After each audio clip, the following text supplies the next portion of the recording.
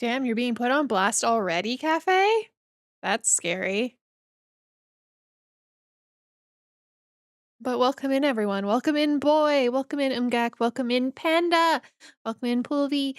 Uh, and welcome in, Cafe. And welcome in, Dan. How are we? Happy Wednesday. I may be slightly dead, but it's fine.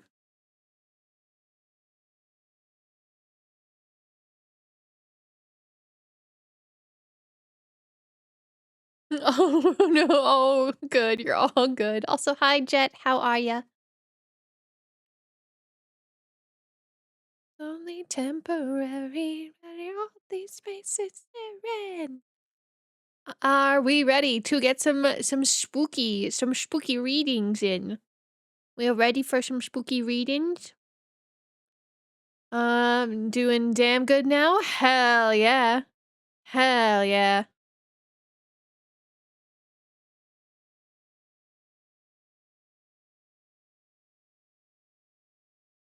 Let me just finish up this one thing.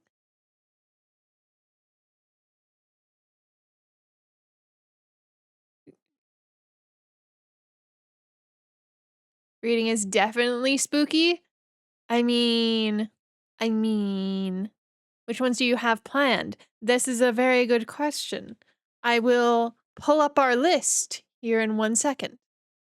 Give me 2 seconds. Oh, crap. Which one did I put this? Did I put this on? Yeah, we did. Okay, cool. Hello. Oh, I'm too small. I'm too small. Hold on. Oh, fuck. I'm too small. Hold on 1 second. Don't look at that. There we go. Don't look at that. No one saw anything.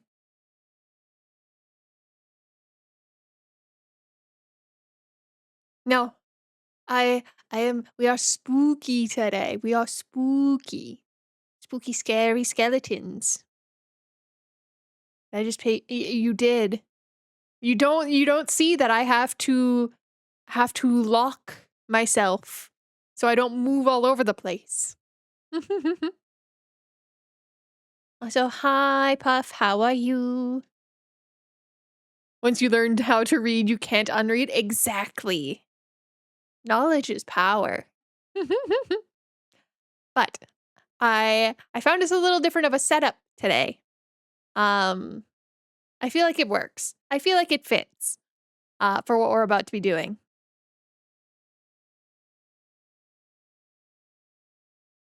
I can learn to unread. It's easy. Is it? Can you teach me?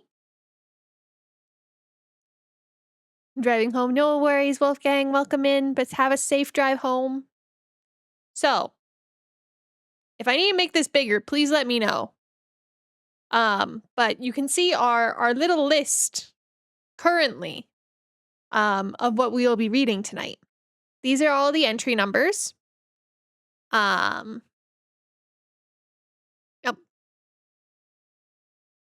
Thank you for the dumb sticker. I appreciate it. I appreciate it that we're doing it now. Is that a crow? Yes, that is Christopher. That is Christopher. He is big chillin'. That is Crowley Christopher. He is my crow. He is a resident of the museum. He guards everything. He guards everything. Just don't look into his eyes too long. Just don't look into his eyes too long. You may never come back. Thank you for the blankie. But yes, we will be reading 41, 49, 55. There's actually 2 for 55. We have the main entry and then a side story. 73, 87, 93, 96, 106, 173, 795, 999, 1762, 2295, 2316, 2399, 2662, 3700, not 700, 7819. But if I don't want to come back, thought on that, then feel free. You'll be a permanent resident in the museum. You're never leaving. I hope that's okay. No worries. Thank you for the bits there. I really appreciate it.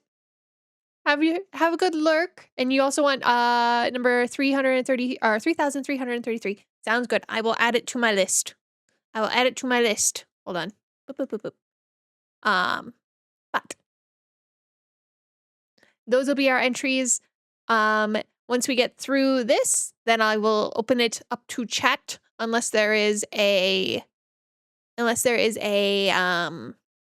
like what that is connecting to one of these that you would recommend me check out before we move forward. Got it? Does that sound good? That sound good?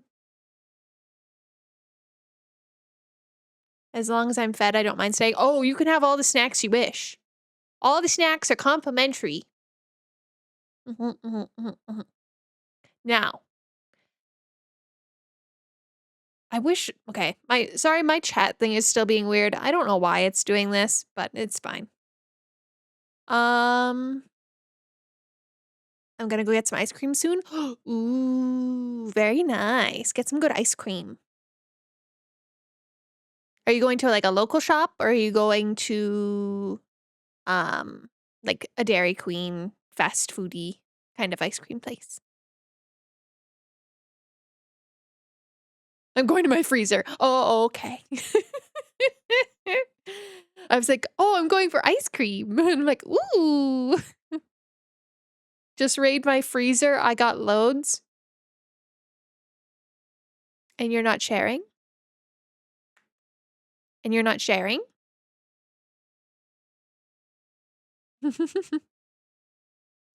Okay. Now, the only thing I need to know, chat, is do we want to keep this screen? Or do you want to see what I'm reading? Or do you want to just listen to me read? That is going to be my next question. Because what I can also do is I can, with each entry, I can pin it in the chat. That way you can read along if you would wish. I just need to know what we would like to do.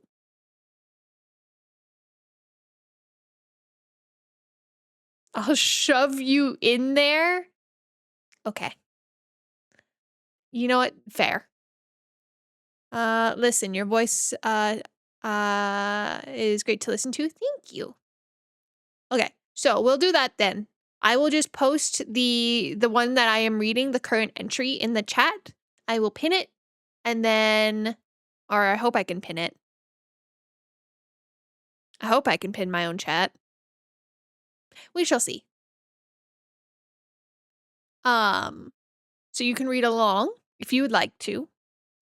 So you also know which one we are on. I will also be swapping the music so that there won't be double voices. We will just go with some dark ambiance while we read.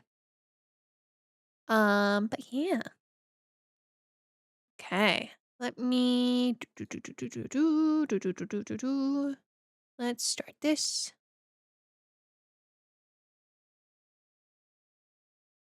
Let's see if that picks up okay. Might turn that down just a tad.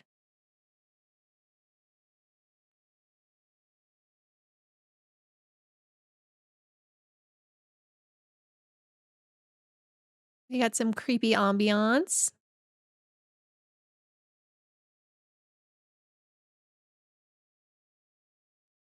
And then let me get our first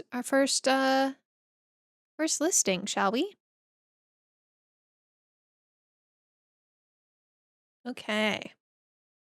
So our first one comes to us from recommended by Tyler, aka Tech. And it is number SCP number 41. Let me grab the link here.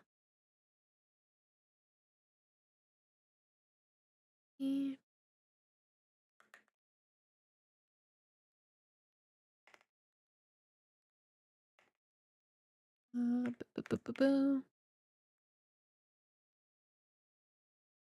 And we will see if I can pin my own comment. I can. Cool. Cool. Yay.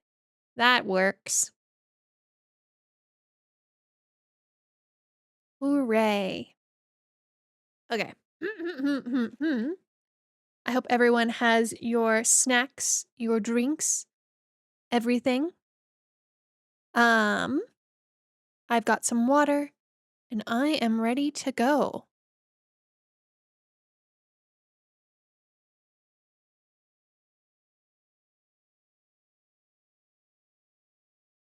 Hello, Furface. Welcome in. Welcome in. We were just about to start our first entry, but welcome in. I hope you're doing well. And hello, Kinji. How are you?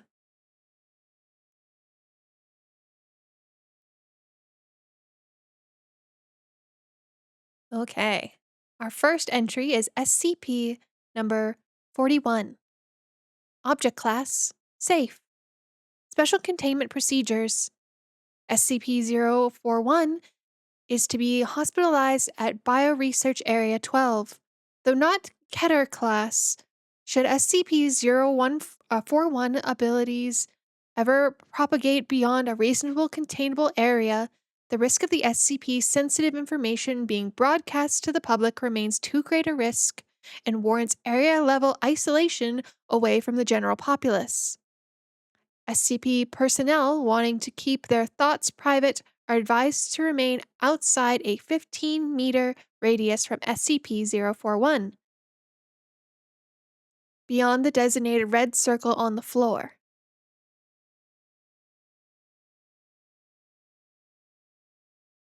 It is beneficial to the mental health of SCP-041 to have a sitter in the room who watches television and concentrates on its programming.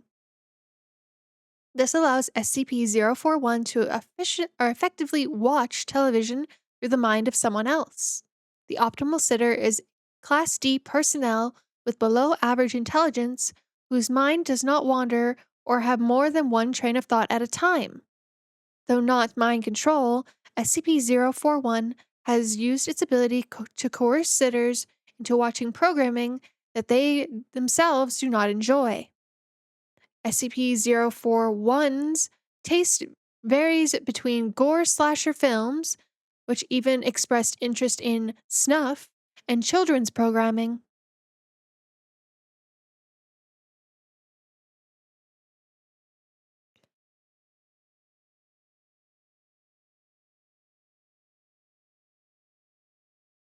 So that is our initial introduction to SCP-041. Yes, I did get a new background. We're a little spooky today. But also welcome in, Fune. How are you? So, there's something about mind control happening, which is very interesting. But not quite mind control. It's like peering through your eyes and knows your thoughts and feelings. It's very interesting.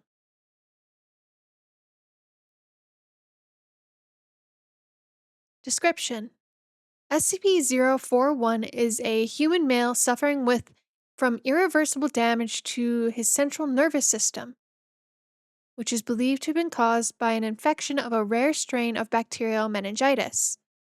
Although antibiotics were successful in clearing the infection, the membranes surrounding his brain and spinal cord had reacted to the infection by severing many neurons connecting the central nervous system to the rest of the body. SCP-041 must rely on a respirator to sustain his breathing, a biventricular pacemaker to keep his heart beating, and a nasogastric tube to provide nutrition. Visually, SCP-041 appears to be in a persistent vegetative state. However, observers in the presence of 041 begin to realize that their thoughts, along with everyone else's within about a 10-meter radius from SCP-041, are broadcast in a semi-audible fashion. Aside from being the source, SCP-041 is also capable of broadcasting his own thoughts to those present. Anyone forming an idea using words will have those thoughts unwillingly transmitted to others in this range as mind audible speech, which cannot be recorded by any known equipment. There is a correction. We will look at the correction in a minute. Mind audible speech may be heard using whatever voice a subject chooses to think within. Most typically, this is the subject's normal voice. See document 1. So the first addendum. Boop, boop.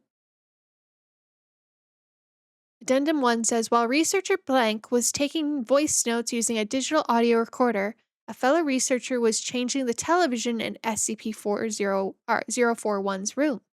While the television was on a channel of static, disembodied voices could be heard filter through the white noise. Attempts to record mind audible speech with white noise generators and sound recording equipment have begun to yield modest results, though most audio is garbled, and recorded sounds may or may not be voices and are widely left towards individual interpretations.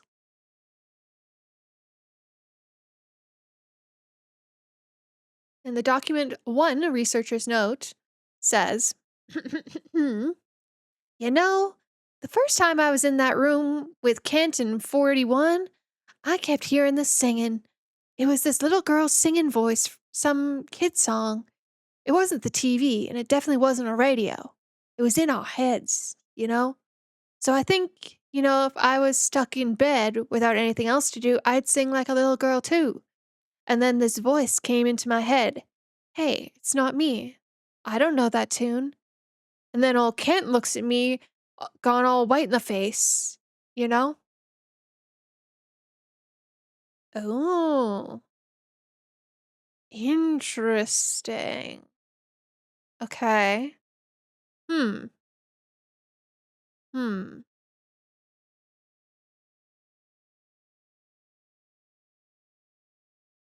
Puzzling.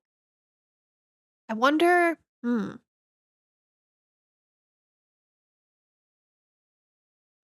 who was phone? Then who was phone? E.T. phone home. Visual thoughts and images are broadcast as well, but are not received as readily. Images are most effectively transmitted when both the sender and receiver have their eyes closed, and the sender concentrates on a single object without environment or background, and the receiver's mind is clear of conscious thought.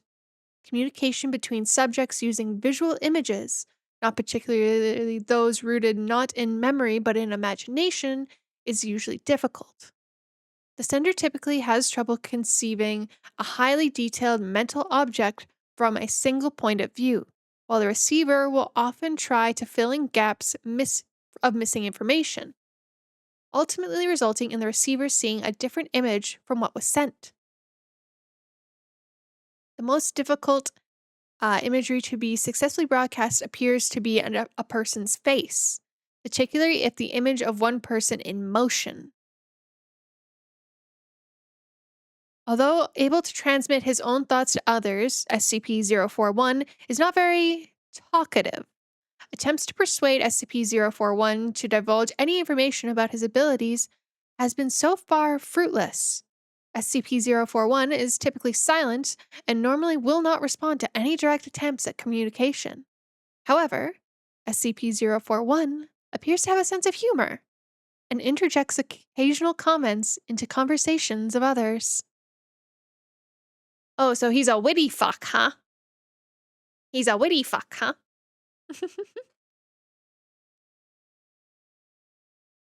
There's also an addendum 2. So I will also read addendum 2. Clear of conscious thought. I could do this. You could. I do believe Umgak could be cleared of all conscious thought. I do believe you have the power to. Addendum 2.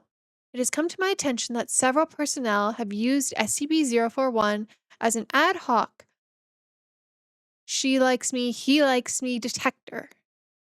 Or she likes me not detector. This is one of the most appalling things I've ever heard. Are we safeguarding potentially world-destroying objects, or are we in the 3rd grade? Dr. Klein.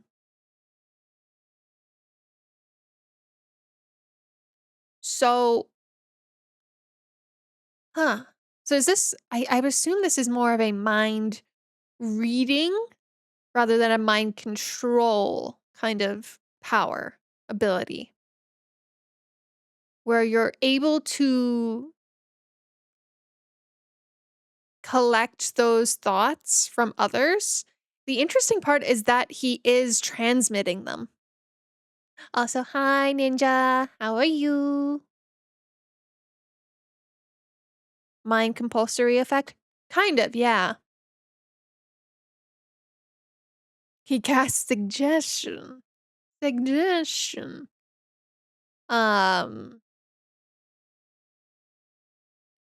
I do think it's very interesting that he has a sense of humor, or supposedly has a sense of humor. Um, I find that very fun. I find that very interesting. So it's a matter of, is this malicious, or is this just a consequence of this infection?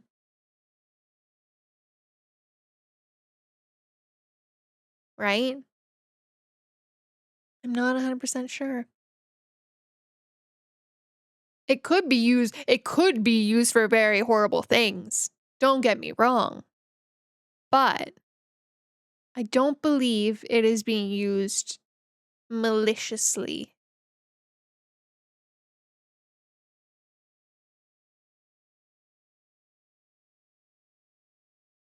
What about deliciously? Well, if he's in a vegetative state, I don't know how delicious that is. I don't know how delicious that is.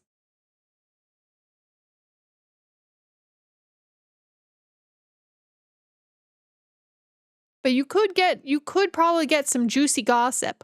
I'm not gonna lie, the tea might be piping. The tea might be piping hot. Also, welcome in, Kaiser. How are you? I hope you're doing well.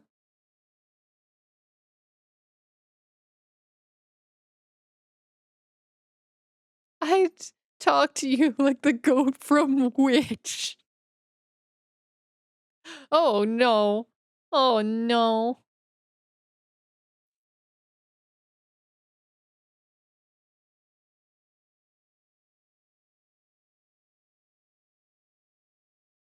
Also, hi, Muffin. How are you? I'm doing well handling one of my pets right now. Is a good day? Heck yeah. That's what I like to hear. That is what I like to hear. We are doing a fun, just kind of reading stream tonight. My community has suggested a bunch of their favorites of SCP entries, and I am just reading them out and kind of having discussions about them. So we just finished SCP-041.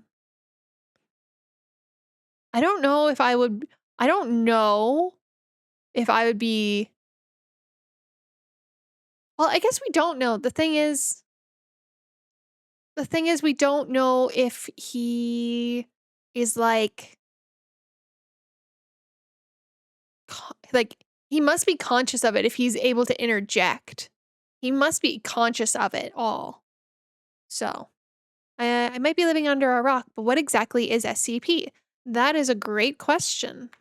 Well, if you were I know me like reading the first story doesn't really fully like outline what SCP is, but I will read what SCP is.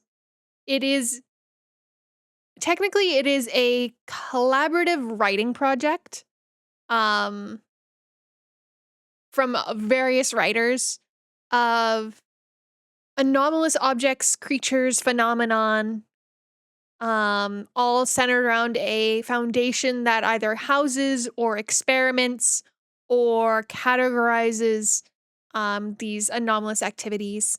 Um, and has a lot to do with horror, science fiction, urban fantasy, stuff like that. Also, hello, Scorpio Raid. How are we? Welcome in, Jay. Welcome in. Secure, contain, protect. Exactly. Exactly. Welcome in, Raiders. How are we? Were we playing some more Cobblemon or were we guilty gearing it up tonight?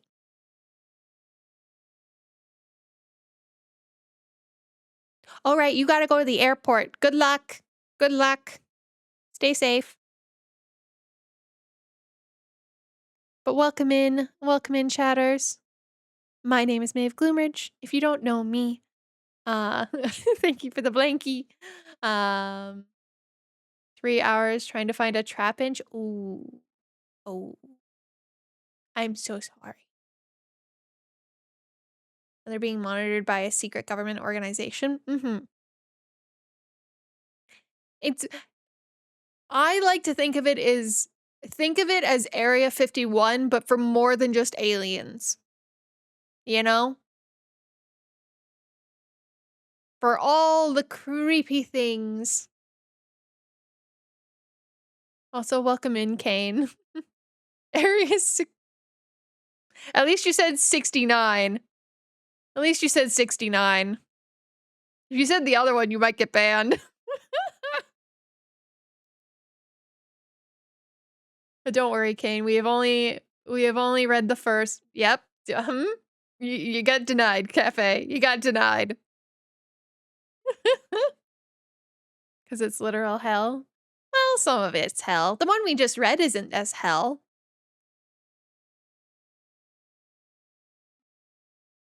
I am reading them in order. So I have pinned which one I am reading to the top of chat. So if you would like to read along, feel free. We just finished 041, which Tyler recommended. So thank you, Tyler. It's a very interesting one. It's not spooky, but it's definitely makes you think. It definitely makes you think. Especially considering how if you had that other than the vegetative state, how that would affect you being able to hear and transmit everything.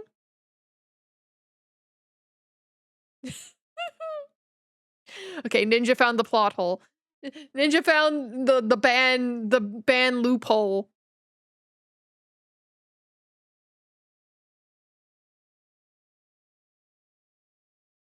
But it was a good one. I enjoyed that. I think it's very funny that he has a sense of humor. Oh God, Kane, what have you suggested? Why Birdman? Sorry, I went and looked at the next entry.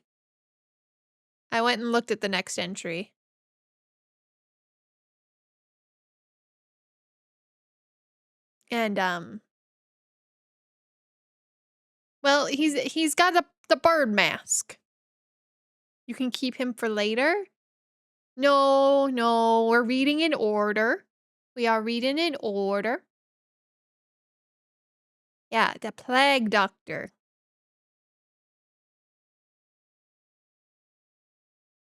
Boop.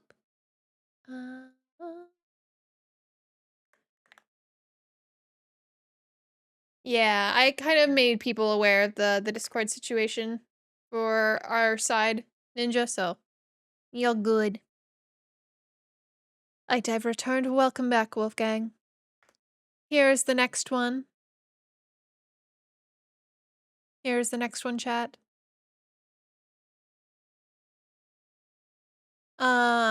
Did I ever show you my attempt? You did. I think you did. Because it was for our work Halloween party, or our Halloween thing, right? You told me about the potion bottles.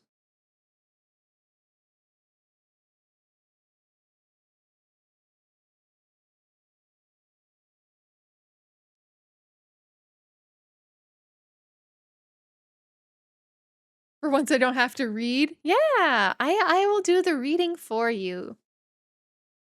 I will do the reading for you, Panda. Don't you worry. So, Kane's note on this one says, recommended, Kane. Classic, a bit longer though. But that is fine. We don't mind a little bit of length. I wish I could adjust my chat box so it would actually fill up the screen, but you know, it's fine. It's fine.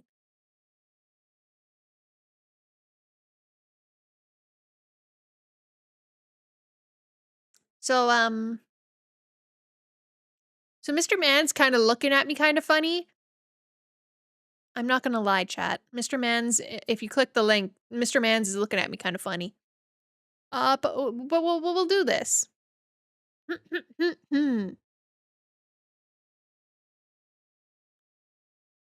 No, it just looks silly.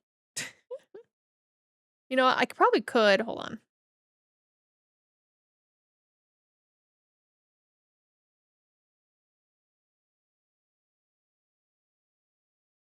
Or we can just doop doop doop doop doop doop.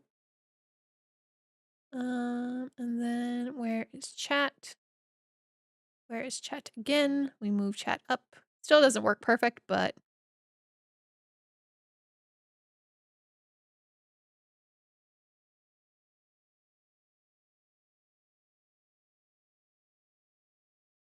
considering I set this up very last minute,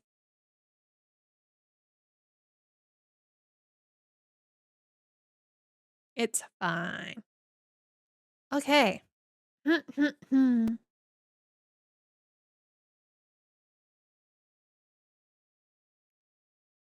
Are we ready? Are you ready for the next one? This one is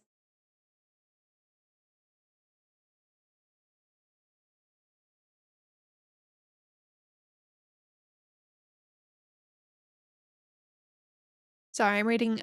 I'm not very good at reading out loud, but nonetheless, I have fun with it. That is exactly why I do this. I don't read. I don't read very well out loud, but I just enjoy it. So I enjoy doing it. Okay. SCP-049. Object class. Sorry, I saw the word and my mind immediately went to sleep token. I'm so bad. Euclid.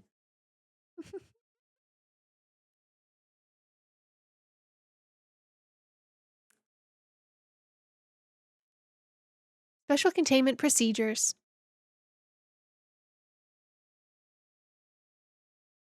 SCP-049 is contained within a standard secure humanoid containment cell in the Research Sector 02 at Site 19. SCP-049 must be sedated before any attempt to transport it.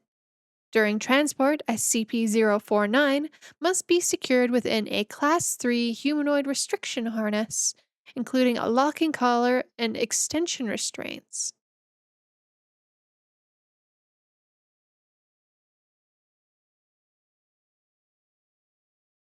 And monitored by no fewer than 2 armed guards.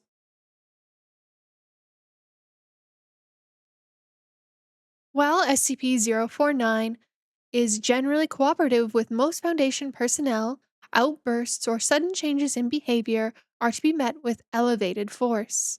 Under no circumstances should any personnel come into direct contact with SCP-049 during these outbursts. In the event 049 becomes aggressive, the application of lavender has been shown to produce a calming effect on this entity. Once calmed, SCP-049 generally becomes compliant and will return to containment with little resistance.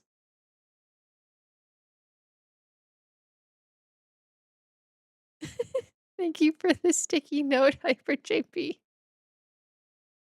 I'm not stinky today, but you know some of these SCPs might be very stinky. In order to facilitate the ongoing containment of 049, the entity is to be provided with a corpse of a recently deceased animal, typically a bovine or a larger mammal, once every 2 weeks for study. Corpses that become instances of SCP-0492 are to be removed from SCP-049's containment cell and incinerated. SCP-049 is no longer permitted to interact with human subjects, and requests for human subjects are to be denied.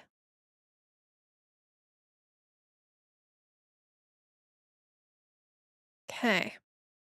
Interesting. So this is he has a 2, SCP-0.0492. Okay.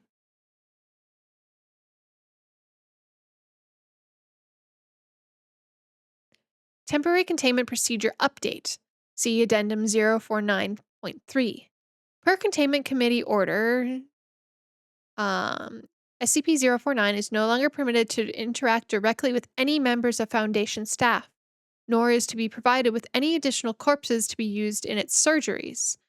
This order shall persist indefinitely until such time a consensus regarding the ongoing containment of SCP-049 can be reached. Okay, so they said, fuck that. Understood.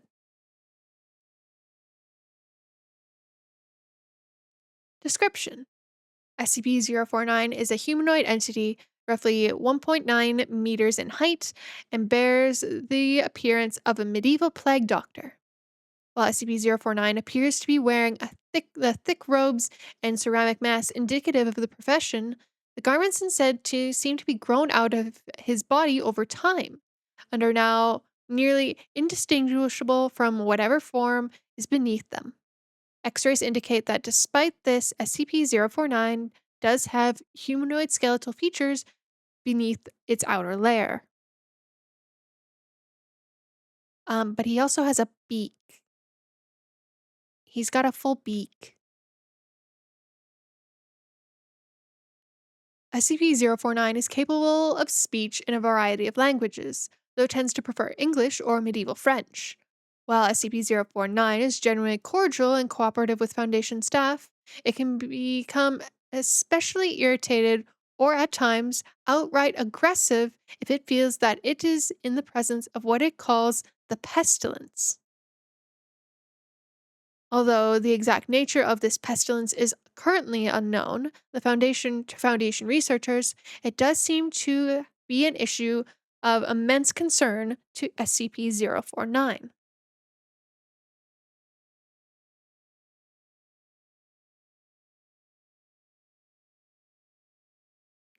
SCP-049 will become hostile with individuals it sees as being affected by the pestilence, often having to be restrained so should it encounter such. If left unchecked, SCP-049 will generally attempt to kill such an individual. Oh, okay. SCP-049 is capable of causing all biological functions of an organism to cease through direct skin contact. How this occurs is currently unknown, and autopsies of 049's victims have invariably been inconclusive. SCP-049 has expressed functions of frustrations or remorse after these killings, indicating that they have done little to kill the pestilence, though it will usually seek to then perform a crude surgery on a corpse using the implements contained within a black doctor's bag it carries on its person at all times. While these surgeries are not always successful, they often result in the creation of instances of SCP-0492. SCP-0492 instances are reanimated corpses that have been operated on by SCP-049. These instances do not seem to retain any of their prior memories or mental functions, having only basic motor skills and response mechanisms. While these instances are generally inactive, moving very little and with a generally uh, ambula- ambulatory fashion, sorry, they can become extremely aggressive if provoked, or if directed by SCP-049. SCP-0492 instances express active biological functions, although these are vastly different from currently understood human physiology. Despite these alterations, SCP-049 often remarks that these subjects have been cured. Also, welcome in, Chef. How are you? Oh, geez. You weren't kidding when you said it was long.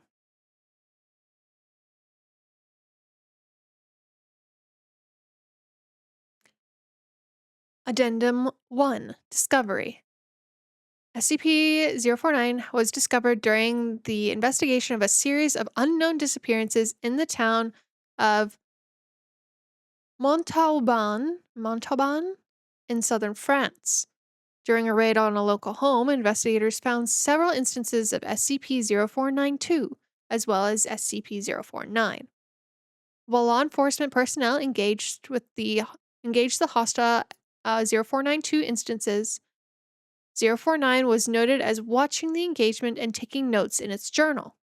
After all of the 0492 instances were dispatched, 049 willingly entered Foundation custody.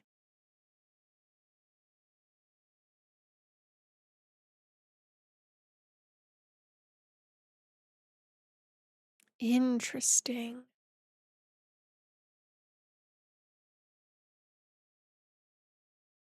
Okay, so thoughts. Initial thoughts.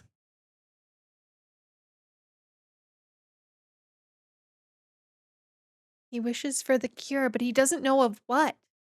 Or we don't know of what.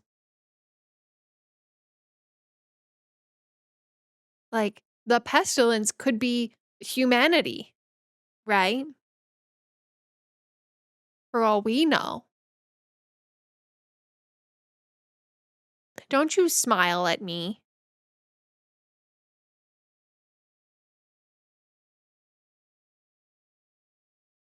Now, this one does have audio files. Do we want to listen to them?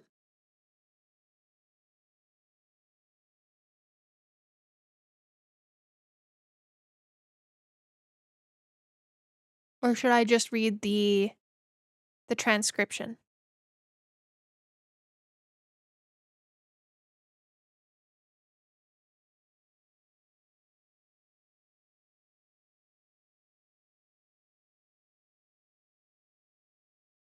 I will.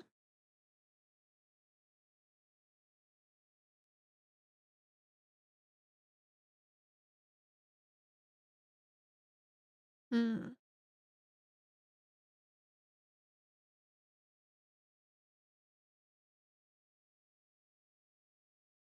There's not too many, so I will read them.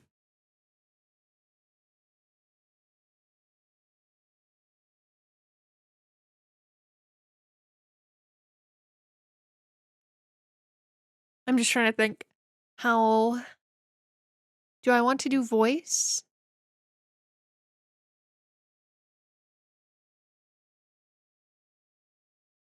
Hmm.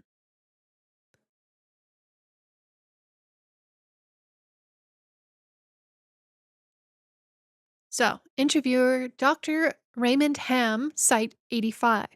Interviewee SCP-049. Begin log.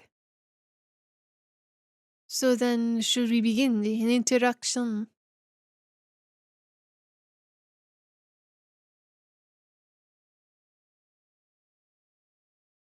Is that French?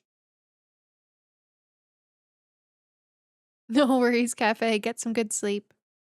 Is that French? Can we get a translator? Ah, the King's English. No need for translator, sir. Translation, sir. I can speak well enough. Good. My name is Dr. Raymond Ham, and I. Ah, doctor. A like minded individual, no doubt. Wherein is your specialty, sir? Cryptobiology, what? A medical man such as myself. Wonders abound, and here I worried I'd been abducted by some common street thugs. This place, then, this is your laboratory.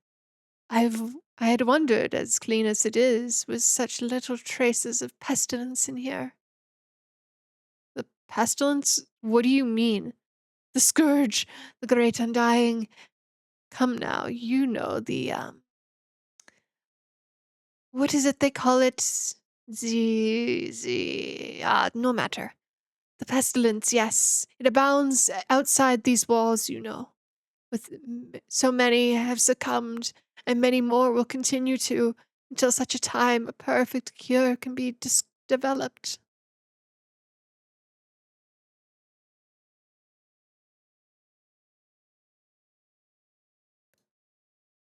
Fortunately, I am very close. It is my duty in life to rid the world of it, you see. The cure to end all cures. When did you say the Great Undying? When you say the Great Undying, are you talking about the bubonic plague? I don't know what that is. I see. Right. Well, the entities our agents encountered in that house. They were dead when you encountered them, yes. And you reanimated them. Hmm. In a matter of speaking, you see things too simply, Doctor. Expand your horizons. Life and death, sickness and health. These are amateur terms for an amateur physicians. There is only one ailment in that exists in the world of men, and that is the pestilence, and nothing else. Make no mistake, they were very ill, all of them. You think you cured those people? Indeed. My cure is most effective. The things that we recovered were not human.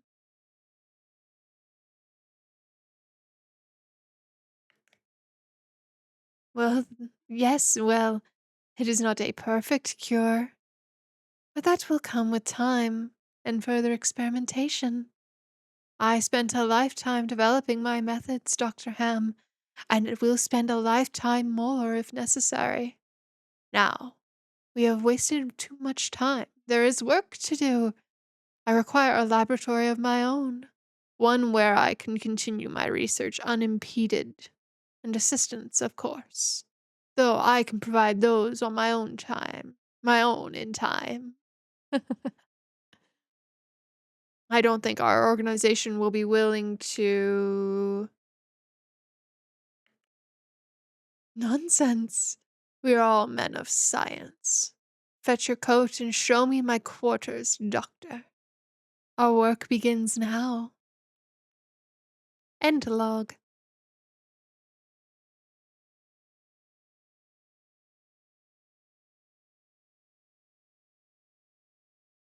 So yeah, I do have a feeling he's just meaning life in general.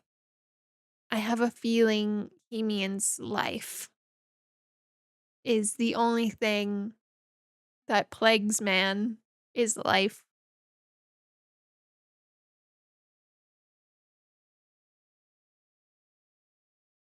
The cure for chaos is stillness. When life is too chaotic, make it still, make it dead. Exactly.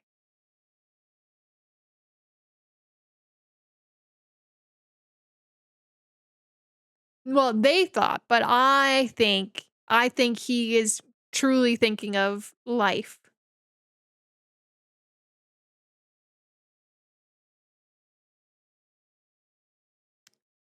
Interviewers note, while SCP-049 is capable of communicating in a very human way, there is a strange sense of unease that one experiences when in its presence. Make no mistake, there's something very uncanny about this entity indeed. Additionally, we've confiscated that pointed stick that SCP-049 keeps waving around. Part of this is due to the standard confiscation protocols of possessions of anomalies, and part because 049 really is a menace swinging it around like he does. The entity was displeased at first, but after we made some concessions in providing it with test subjects, which are admittedly more of the benefit for our own research, it warmed up to the idea.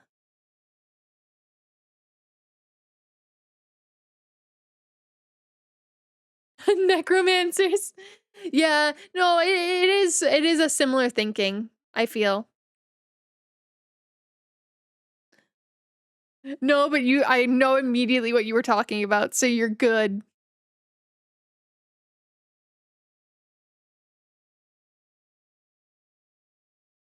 Okay, second observation log. We have, what is a necromancer but a late healer? True.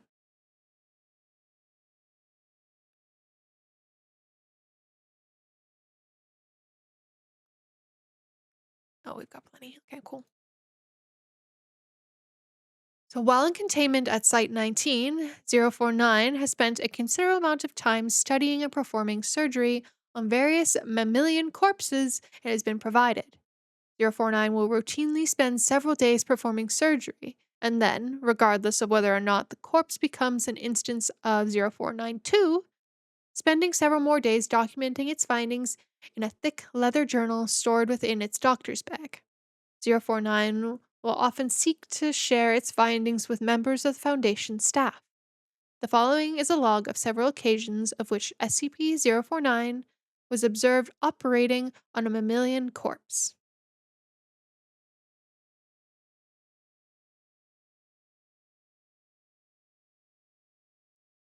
A test subject was introduced to 049 containment cell. The entity expressed gratitude towards all members of the containment and research staff.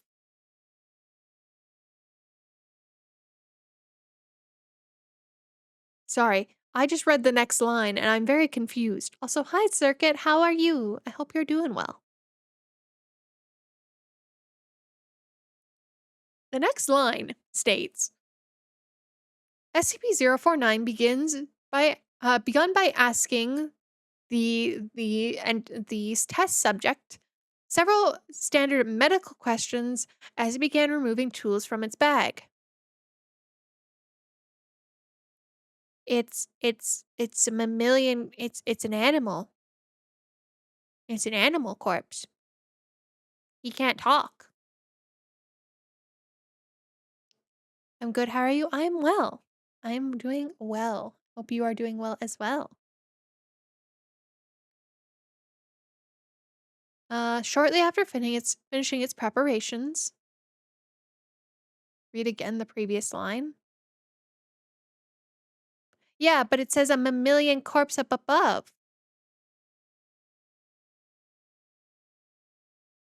It was usually provided. I'm using my context clues, Kane. It literally said that they would only provide it.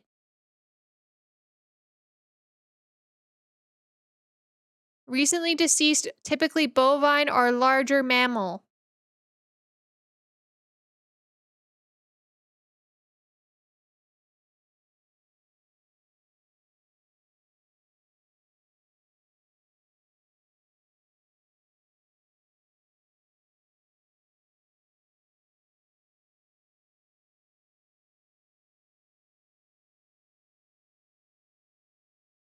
Okay, well that part wasn't explained to me, Kane. So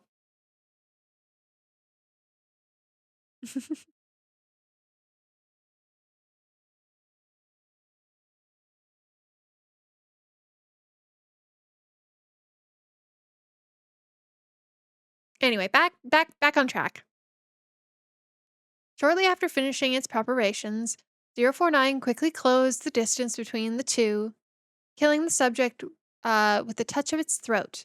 Afterwards, 049 made a number of considerable alterations to the basic structure of the subject's corpse, often introducing fluids from within its bag into the subject by way of hand-powered pump and copper tubing.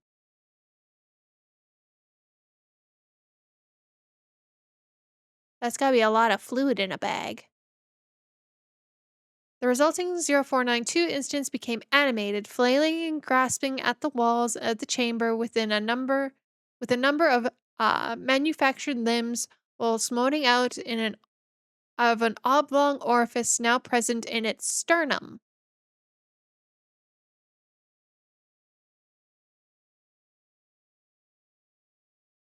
During this time, SCP-049 was observed taking notes on the instance in its journal and remarking to watching the research staff about the efficacies of its cure. Security personnel entered the chamber to move SCP-049 back to containment and were attacked by the instance. Security team dispatched 0.92 and SCP-049 returned to containment with no resistance, stating it was pleased with the results. Okay, so he just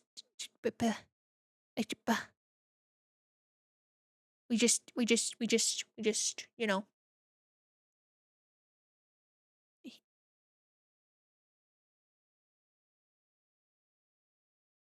we just, you know, he healed. Totally, totally healed. Totally healed. Now has an orifice in his chest. Oh God, what did I just say? Hi, Luca. Welcome in. Hello, Lucar. How are we, Raiders? How are we? What were we up to tonight? Hello, hello.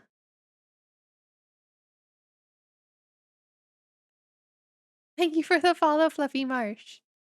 We just finished Dead Space 2. Oh, heck yeah. Well, I hope you had so much fun. Ugh, sorry, my nose. But welcome in. My name is Maeve Gloomridge. I'm the owner and curator here of the Gloomridge Museum of the Occult, and I am your guide to everything mystical, magical, and everything in between. And tonight we are doing that said between. We are reading out the listed next to me here, the SCP entries submitted by my community as some of their favorites. So tonight is a heavy reading stream. If you are wanting to come in and just listen and chill, that is absolutely okay. I would love to have you around, but if you do need to raid and run, please feel free. Get some rest, get some water, get whatever you may need. I greatly appreciate you being here. Haven't heard about SCPs in a while? I think we got talking about them randomly one night. And I decided, you know what? Let's do this. Let's hang out. Let's read some of these. I don't think we're fully set, but we'll see if I make it through all of them tonight. If not, we will definitely come back and do more. So. Why do you have to veto? I saw the message, Kane. I didn't read it fully about why to veto.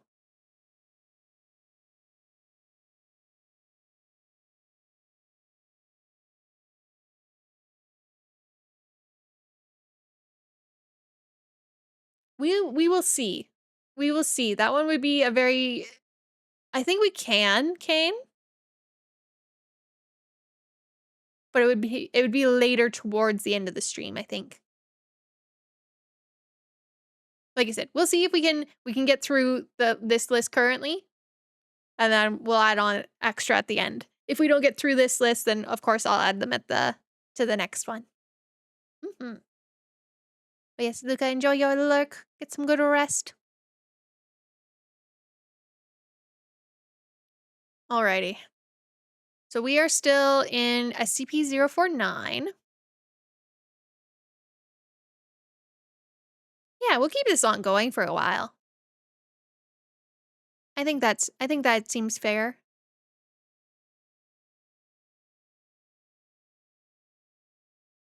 So next observation was SCP was provided the corpse of a recently deceased ghost.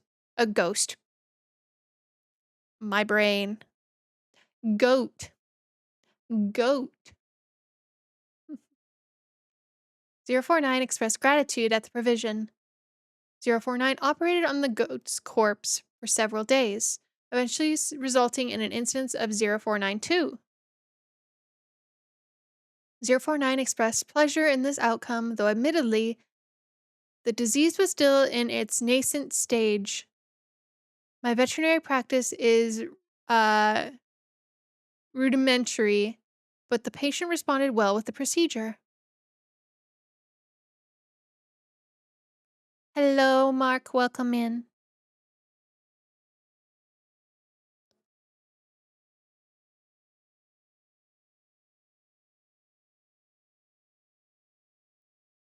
Next one, 049 was provided the corpse of a recently deceased orangutan.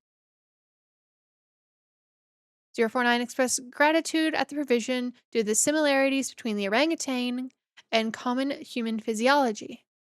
049 spent several days operating on the orangutan, reanimating it several times. However, 049 appeared to be discontent with the results it experienced, returning the creature 3 times after its initial reanimation for additional work. After it was unable to reanimate the corpse a 5th time, 049 turned the corpse over to the Foundation for incineration, stating, "I've learned so much from this, though I fear my early optimism was misplaced. I hadn't come across such a stumbling block on my road to the cure. More subjects like this would do a great deal in advancing my research."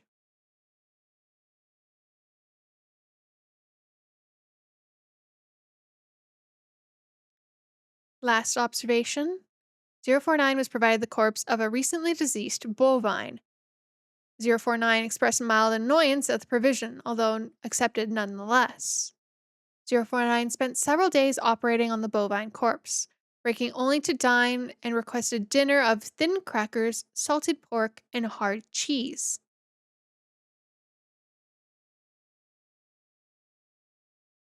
Breaking character for a second here. So this man wanted a very plain charcuterie board.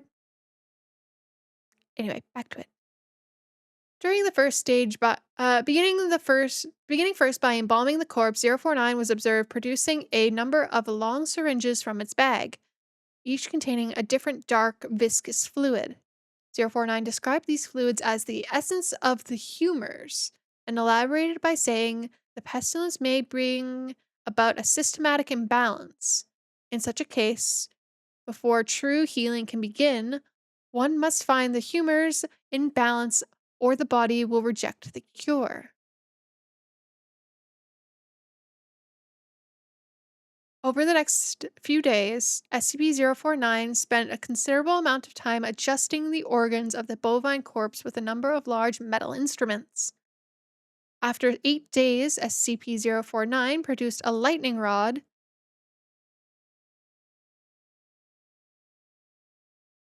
which Dr. Ham exchanged for an electric cattle prod attachment with an extension cord and struck the corpse in several locations. This action seemingly had the effect of reanimating the bovine, which once again became ambulatory despite the inversion of the head and the reornamentation of its limbs.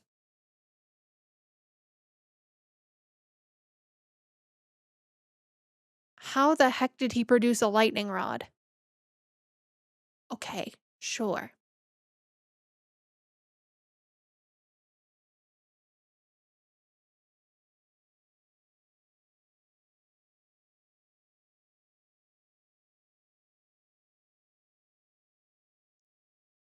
Follow up interview. No, I can't do that. No. Dr. Ham 049. We've watched you work for several weeks now, and honestly, I'm not sure I understand what you're doing. Can you describe your process in detail? Oh, goodness, no. The process is the most intensive. As I said to your assistant, the best instruction you will find about my methods are here in my journal. as I have kept exhaustive records of my work in there. I see. My concern, Doctor, is that we still don't understand what you're seeking to cure, or how it manifests, or how turning these creatures into quasi living, mindless drones helps in that effort. You don't understand the pestilence? Even after all this time? Doctor, it is an unspeakable horror, one that has shown its true face many times before and will again. I find myself blessed with the wisdom and good senses needed to root it out and destroy it. But many like yourself cannot. It is a cruel judgment, I fear, to be at the mercy of a disease you cannot fully comprehend. That still doesn't answer my question. How is your cure any cure at all? It is a cure. You may laugh at my efforts if you please, but do not besmirch, sorry, let me try that again. Do not besmirch the good name of scientific progress that has developed this great mercy. What you so short-sightedly see here is a life better than any this creature could have hoped for, stricken as it was with pestilence. This creature is now clean, unable to spread the pestilence and free from the terror it would have experienced otherwise. This is hardly a creature at all, Doctor. It's not even. Do not jape with me, sir. You and your colleagues are like so many others, unable to look past minor setbacks to see the salvation taking place before your very eyes. Do you wait to remove your rotten timbers until the hall collapses on top of you? No. You find them, you pull them out, and you replace them with those untouched by rot. And most of all, you do not simply mock the structure because it now looks different to you. It is strong. It is free from disease.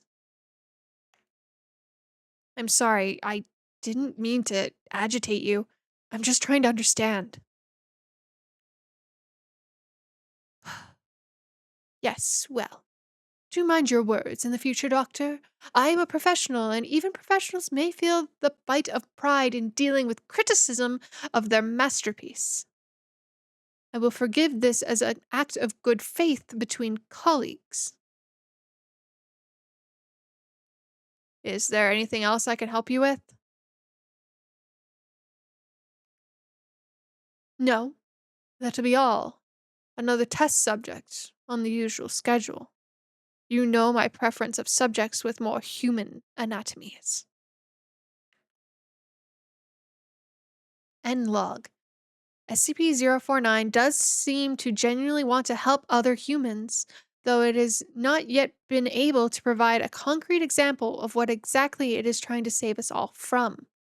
I've watched it now for several weeks, and while the outcomes do not seem to ever change, SCP-049 continues to claim that it is growing closer to its perfect cure. I think the entity may be more aware of the reality of these outcomes than it would like us to think.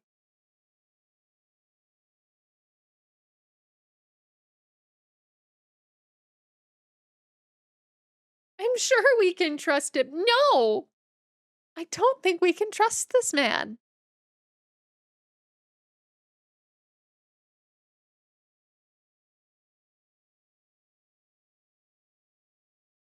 I don't know. He's also giving the God, is it from Outlast Whistleblower?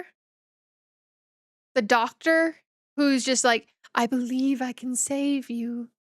And it's just like, no, you cannot, sir.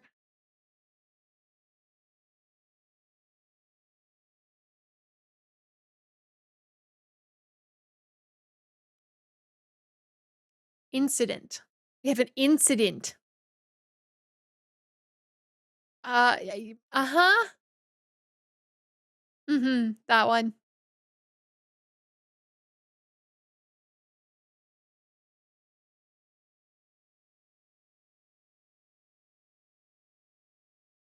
Yeah, yeah, that one, ooh.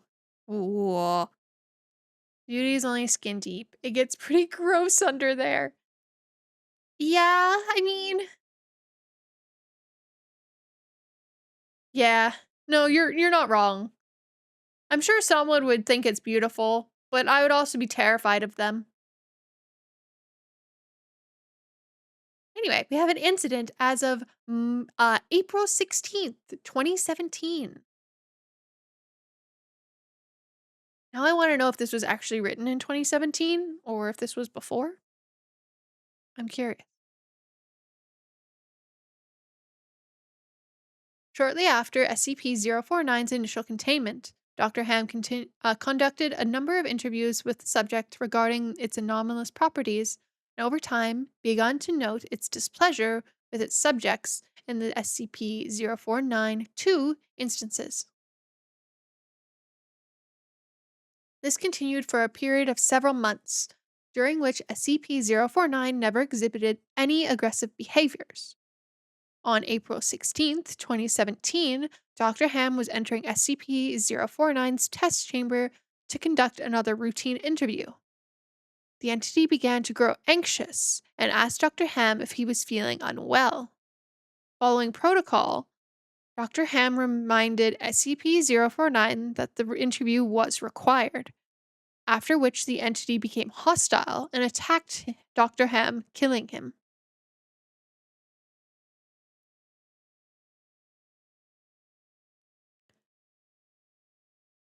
Due to the lapse in security protocols, and because Dr. Ham did not activate the in-chamber emergency system, Dr. Ham's corpse was not discovered until 3 hours later, by which point SCP-049 had converted it into an instance of SCP-049-2.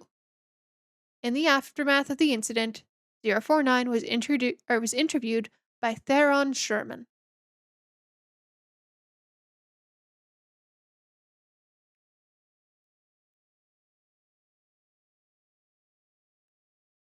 You need to explain yourself. SCP-049. You are being directed to explain your actions, and I will remind you that failure to cooperate will result in further restrictions during your containment. My actions don't need to be explained. You killed Raymond Ham and then butchered him until not dead. No, not dead. He is. He is cured. Cured? Cured of what? The pestilence, sir. I thought you, at least, would realize what luck it is that I detected it before. What pestilence? You keep going on and on about this pestilence, but you have not been able to even properly identify this disease. How could you have even possibly seen in him today that you had not seen so many times before? That it would have been worth his life. He. The pestilence presents and progresses in unforeseeable fashions. It has a queer way of creeping into the unprepared and call it what you want, Doctor. It is a mercy I did to him. He is cured. He is a vegetable. I I would not expect you to understand. You you and your ilk have proven time and time again that to not be men of science, but to be men of emotion. You cannot appreciate the horrors I've seen. Those many millions who have succumbed to the pestilence and have been changed, who you Your cure cost Ray his life. No, good sir. I saved it. You would not, you would, you would allow this world to slip back into uh, the despair of disease and death, ignoring that I created a miracle and what disease, what pestilence. He was a healthy man, a good doctor. I am offering it freely to the afflicted. You are not worth this argument, sir. You are short-sighted and foolish. Dr. Ham was sick, and I cured him. I am the only one who can do this. My work must continue. There is so much to learn, so much to... I've had enough of this. Consider your allowances revoked. Welcome to Containment 049. We're done here. And the others can be saved. Even you, though you do not deserve it, might be saved. I can save them all. I can cast down this plague once and for all. I can do this. Only me. I saved him. I saved him. Dr. Ham, I cured him. He was sick. I know he was sick. I know he was. And you're all sick. But I can save you. I can save all of you. Because I am the cure. End log. Also, welcome in, Justin.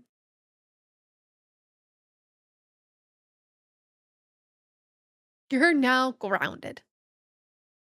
You are now on timeout.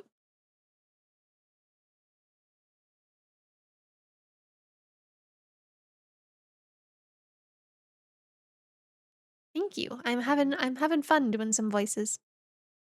I'm also going to take a quick little sip.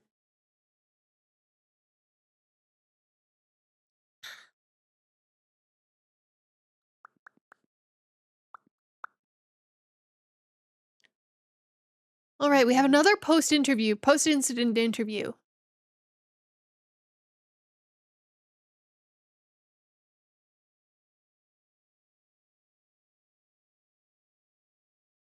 That's what I do? Heck yeah. You gotta get into character, right?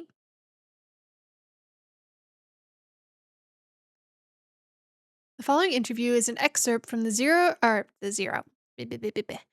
from the April 16th, 2017 049 incident report. The interview was conducted by Dr. Elijah Itkin and took place 3 weeks after the start of the initial investigation. So this actually took place on May 7th. May 7th. May 7th.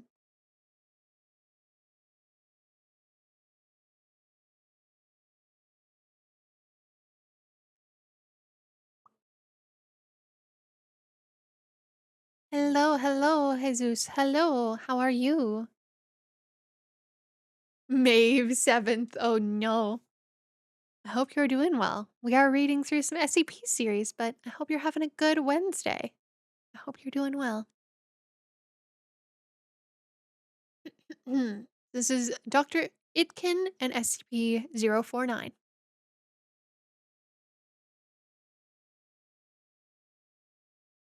SCP-049.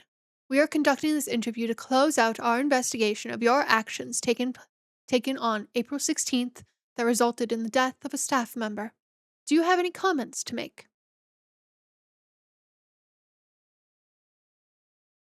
That I only look forward to the day when you will allow me to resume my work.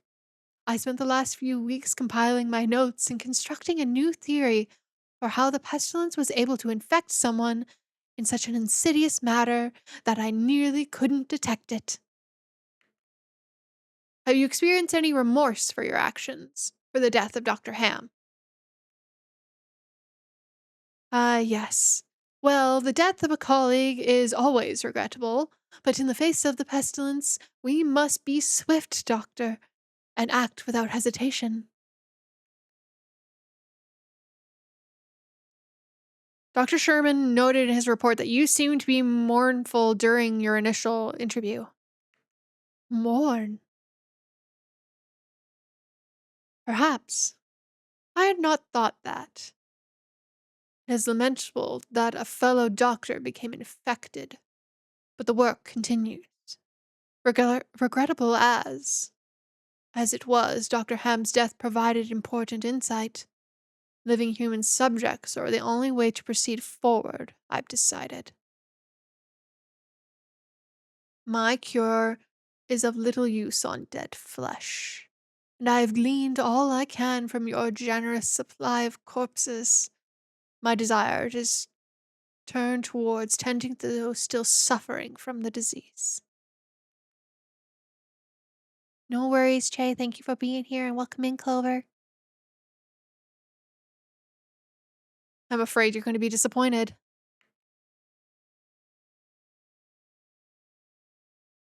Oh. Oh, Doctor. I wouldn't be so sure. And that is the end of SCP 049.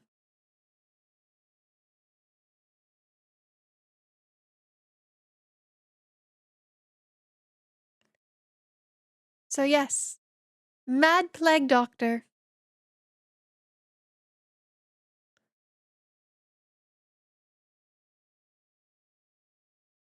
I do wonder if you guys have a thought on what you think the pestilence is. I'm curious of what your theories are.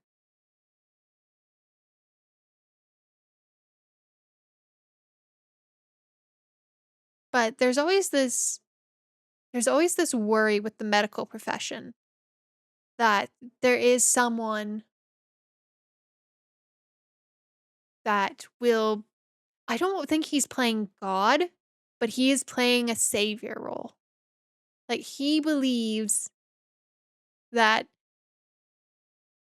only he can render true salvation through his work, and that his view of what humanity and humans should be is much different from what we perceive it.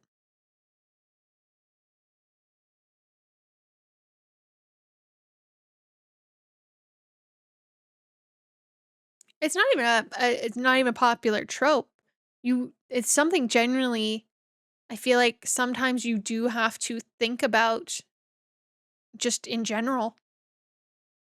Like, I don't know how many of you are also like true crime people, but that is a worry among like medical professions,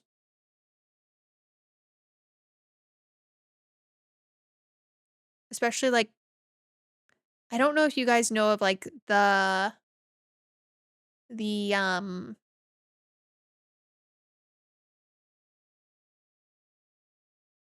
I think it was like there was a killer nurse who believed she was saving a bunch of babies.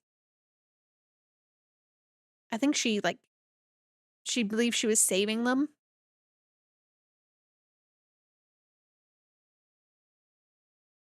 Mhm. Pestilence, I think, is emotion. That could also be. He could also be rendering out, humanity, like what makes humanity humanity, right? And that's why maybe the humanoid figure isn't what he's looking to eradicate, but it's emotion, it's feeling, it's stuff like that.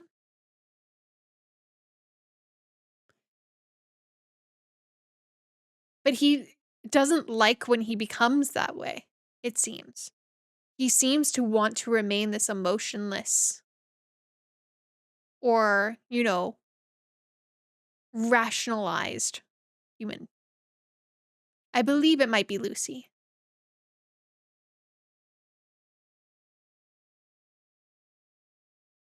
Yeah, man of science, not man of emotion. Mhm. Very interesting.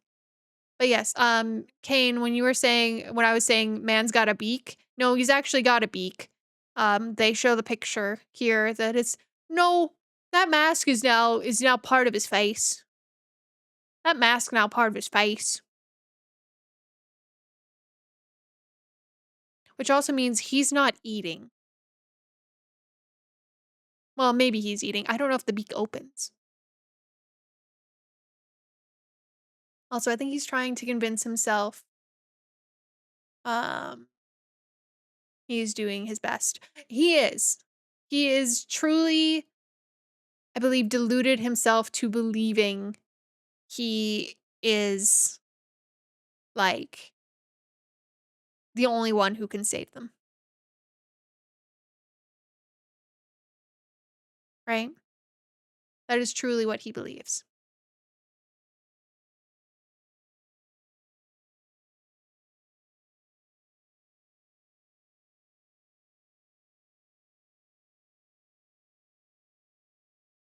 Yeah, I mean, he did have his little his charcuterie board. His little crackers, salted pork, and hard cheese. So, he does seem to be eating.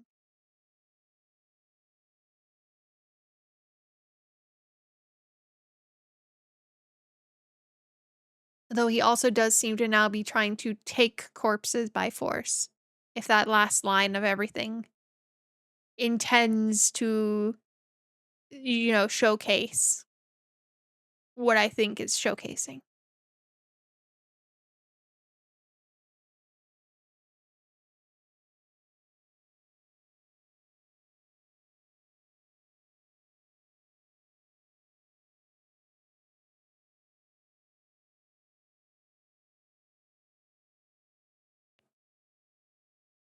Also, I do say it's mortality because, like Kane said, he isn't violent towards everyone. But but we don't know what actually caused him to go after. We don't actually know what caused him to go after Ham. Yeah. We don't know.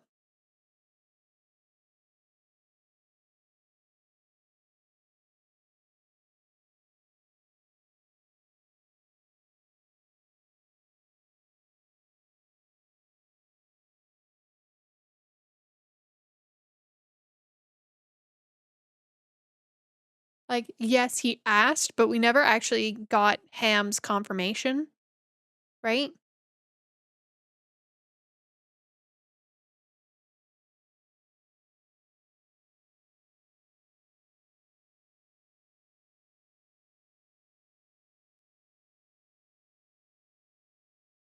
I believe there is a point where they stop working because, like, he was able to kill and reanimate the one 5 times, right? So,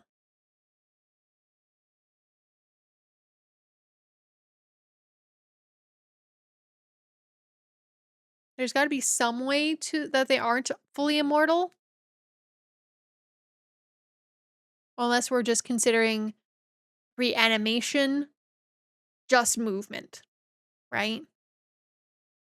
It's hard to say.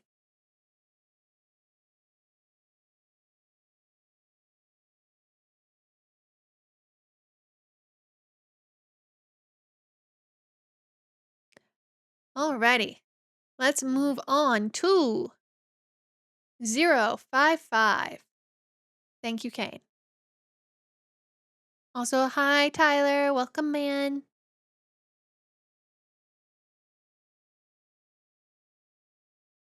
Good morning. I hope you're well. Happy birthday. Happy birthday. Happy birthday. Happy birthday.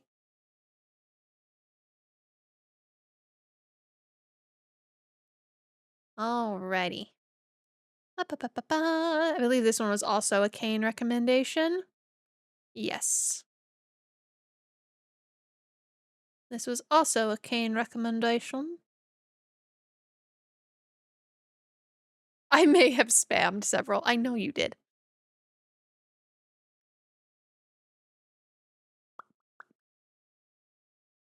Luckily, I think this one is a shorter one. So,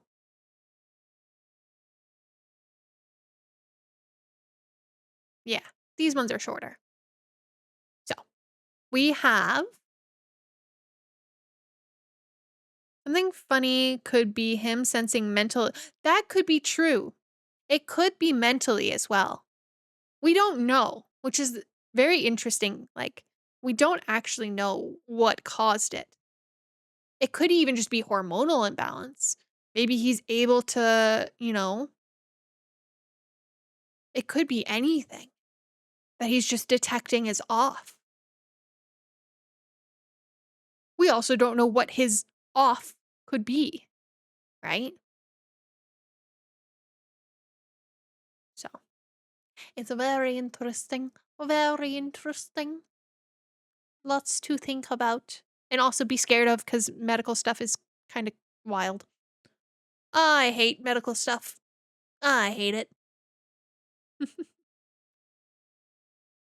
So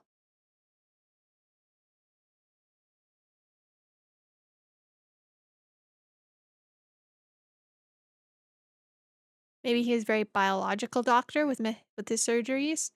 So I feel like the implication would be more that way. Then again, man of emotion. Stub my toe and now the doctors. Yeah. Sometimes sometimes doctors don't always have your best interest. Well, I feel like they should have your best interest in mind, but also sometimes they don't.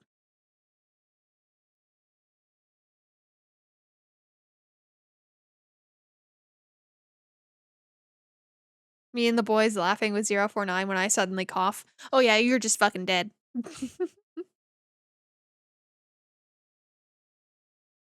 Alrighty. So we have 055 now, and we need to talk about 55. Um Also, I'm going to apologize. Um, thank you for the head pats, Panda. Um, I'm going to apologize. I didn't realize. I don't know if this is incorrect that I've been reading them out as 055, 049 instead of 49. I hope that doesn't bother people that I'm reading it out this way. But I feel like the Marquis, please. I feel like if Marquis was here, he would have made some jokes about that one.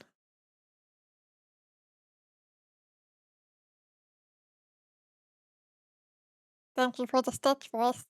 You're actually doing it correctly? Oh, am I? A lot of people say 049 or 049. Oh, 49. Ah, okay, cool, cool, cool, cool, cool. Like, people actually really, really like you've done so far. Oh, okay, good. I don't know, it just feels correct reading SCP, right? Like, it's an acronym or, you know, and then you just read out number. So, but yeah. So this next one is SCP 055, and thank you for the posture check.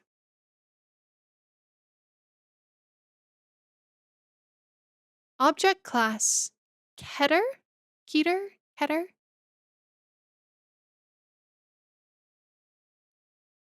Special containment procedures. Object is kept within a 5 by 5 by 2.5 meter square room constructed of cement with a Faraday cage surrounding the cement walls. Access is via a heavy containment door measuring 2 by 2.5 meters, constructed on bearings to ensure door closes and locks automatically unless held open deliberately. Security guards are not to be posted outside of SCP 055's room. It is further advised that all personnel maintaining or studying other SCP subjects in the vicinity try to maintain distance of at least 50 meters from the geometric center of the room, as long as this is reasonably practical. Okay. Description: SCP 055 is a self keeping secret, or anti meme. Information of SCP 055's physical appearance are, as well as its nature, behavior, and origins, is self classifying. To clarify, how Site 19 originally acquired SCP 5 or 055 is unknown. When SCP 055 was obtained, and by whom, is unknown. SCP 055's physical appearance is unknown. It is not indescribable or invisible. Individuals are perfectly capable of entering 055's container and observing it, taking mental or written notes, making sketches, taking photographs, and even making audio or video recordings. An extensive log of such observations is on file. However, information about SCP 055's physical appearance leaks out of the human mind as after such an observation. Individuals tasked with describing SCP 055 afterwards find their minds wandering and lose interest in the task. Individuals tasked with sketching a copy of a photograph of SCP 055 are unable to remember what the photograph looks like, as are researchers overseeing these tests. Security personnel who have observed 055 via closed circuit television cameras emerge after a full shift exhausted and effectively amnesiac about the events of the previous hours. Those who authorized the construction of SCP 055's containment room, why it was constructed in this way, and what the purpose of the described containment procedures may be are all unknown. Despite SCP 055's container being easily accessible, all personnel on Site 19 claim no knowledge of SCP 055's existence when challenged. All of these facts are periodically rediscovered, usually by chance readers of this file, causing a great deal of alarm. This state of concern lasts minutes at most, before the matter is simply forgotten about. A great deal of scientific research has been recorded from SCP 055, but cannot be studied. At least one attempt has been made to destroy SCP 055, or possibly move it from its containment at Site 19 to another site, meeting failure for reasons unknown. SCP 055 may present a major physical threat and indeed may kill hundreds of personnel, and we would not know it. Certainly, it presents a gigantic mimetic mental threat, hence its Keter classification. An analysis of SCP 055. Document 1.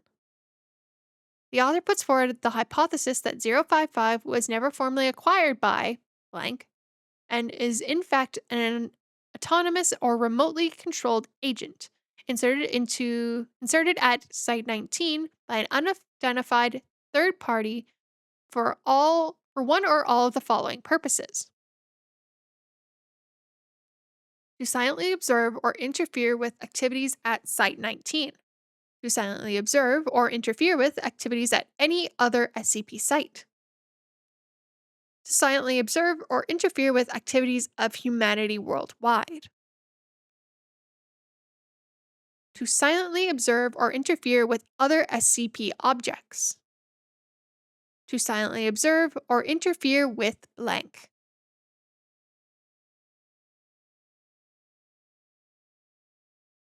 No action to counter any of these potential threats is suggested, or indeed theoretically possible. Addendum. Addendum A. Hey, if this thing is really an anti-meme, Why doesn't the fact that it's an anti-meme get wiped? We must be wrong about that somehow. Wait a minute. What if we were to keep notes about what it isn't? Would we remember those? Hmm. Reports of Dr. John Marakech. Survey Team 19-05-127-BXE was successfully able to enter SCP-055's container and discern that the appearance and, to some degree, the nature of the object. Notes were taken according to the project methodology, see blank, after which the container was sealed again. Excerpt from the transcription of personnel debriefings below.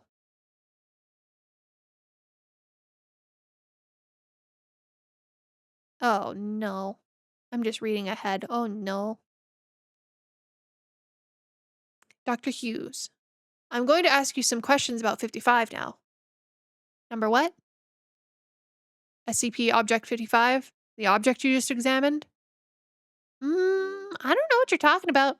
I don't think we have a 55. Okay then, blank. I'd like you to tell me what you were doing for the past 2 hours. I don't know. Okay, then do you remember that we all agreed that it wasn't spherical? That what wasn't? Oh, right. It wasn't round at all. Object 55 isn't round. So you remember it. Well, no, I mean, I don't know what it is, but I know there is one. It's something you can't remember, and it's not a sphere. Wait a minute. What's not a sphere? Object 55? Object what? Doctor, do you remember agreeing to something that wasn't shaped like a sphere? Oh, right.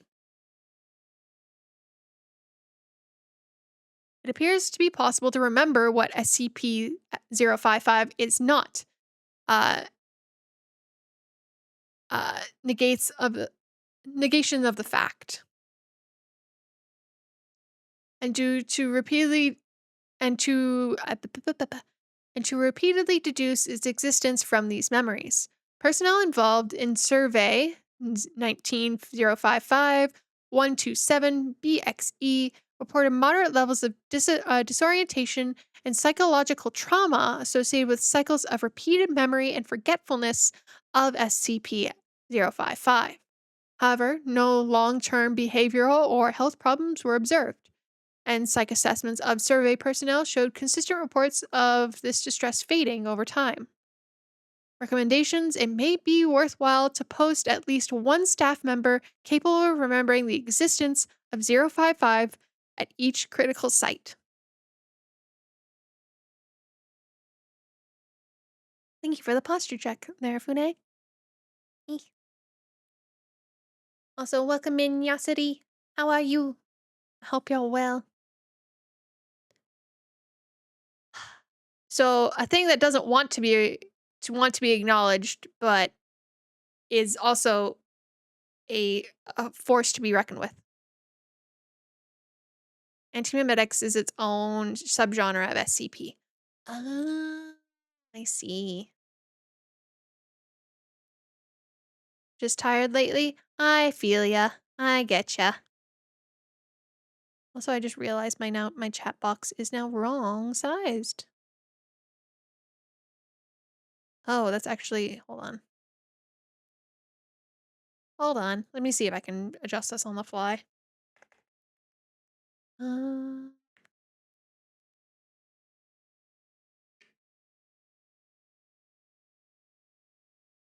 guess what? Guess what?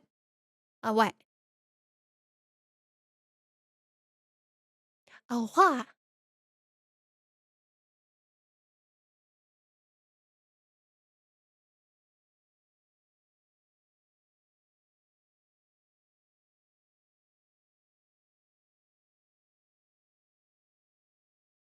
I am not.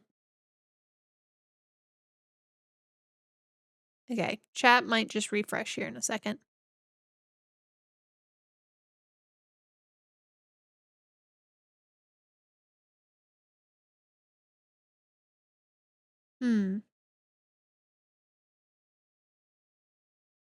What is going on with my thing? Hold on.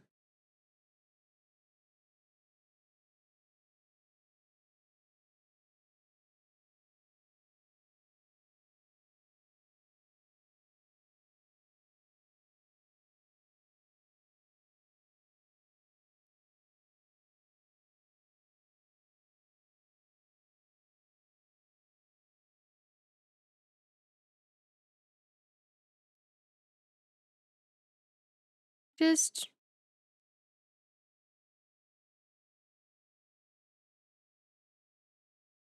what? Uh-oh.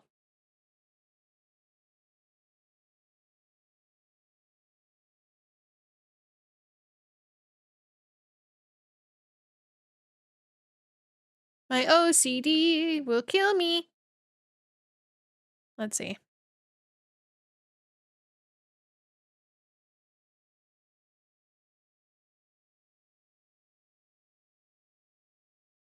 Oh, now it's just dead.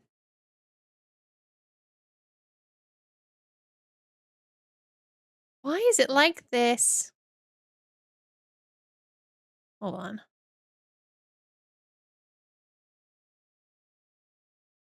Okay, I'm moving you guys again.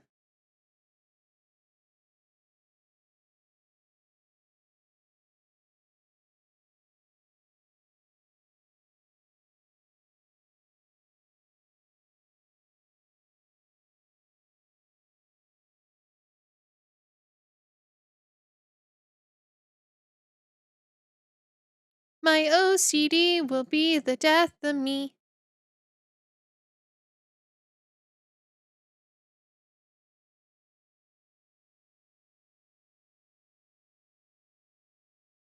Okay, well now you guys are getting cut off. Great. Okay, if we do there.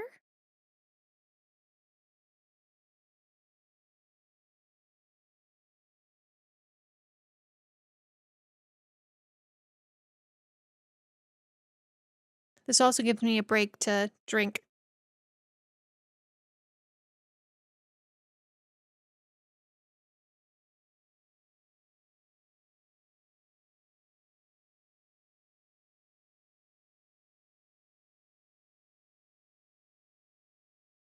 Oh god, no, why did I do that? Ah!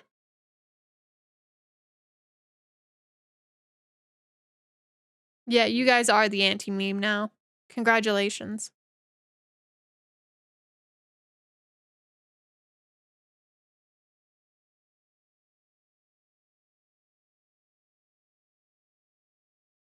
See if that works.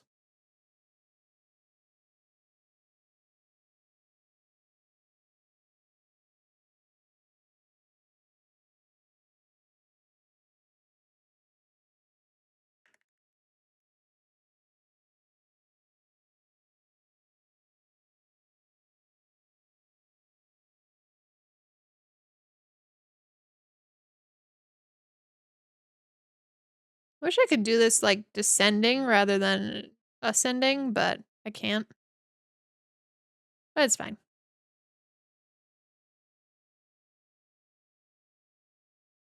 Oh no.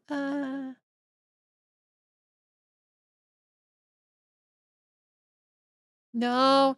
No. Do. I keep trying to fuck with it.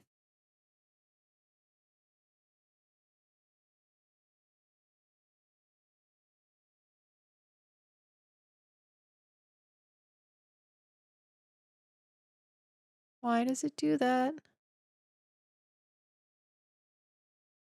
Oh my god. Stop. Why?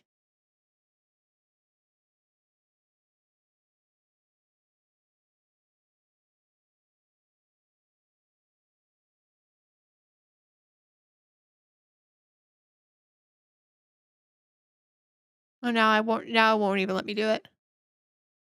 Now it's like, nope, you've messed around with this enough.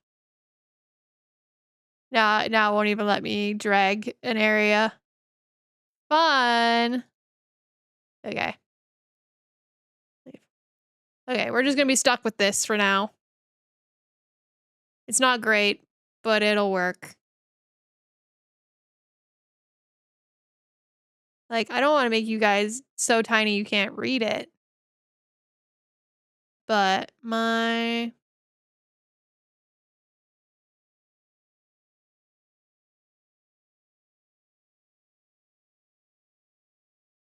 Yeah, it just is automatically fucking it.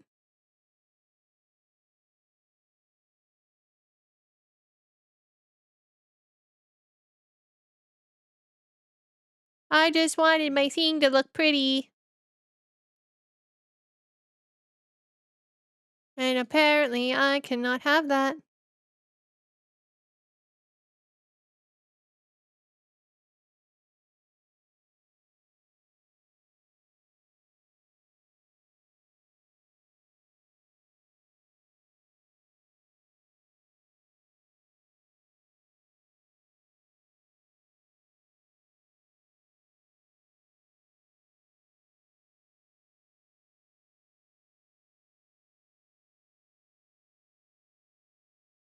Sorry, I'm trying one more time.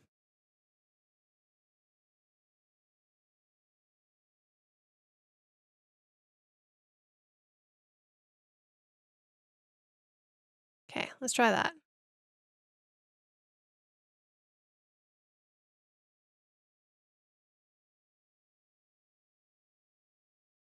We are not allowed to have nice things.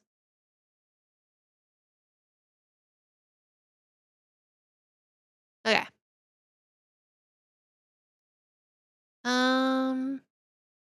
But yes, that was 55. The anti-meme. The anti-meme.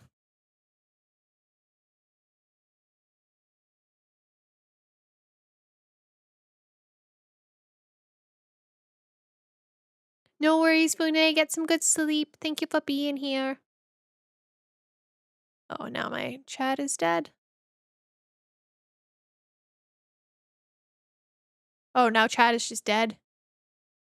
I've killed it.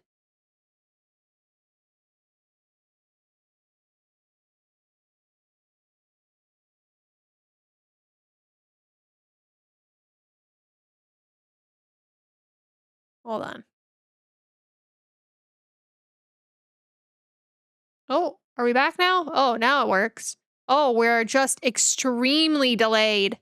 Holy, we're very delayed now. Still not a great size. Fuck.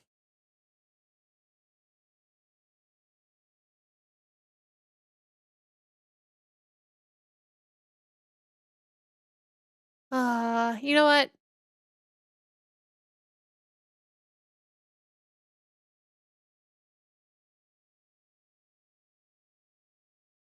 Yeah, I don't know.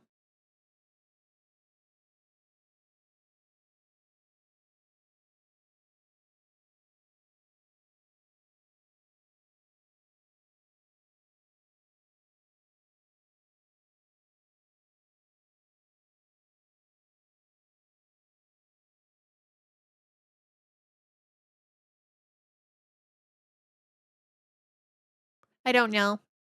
I'm giving up.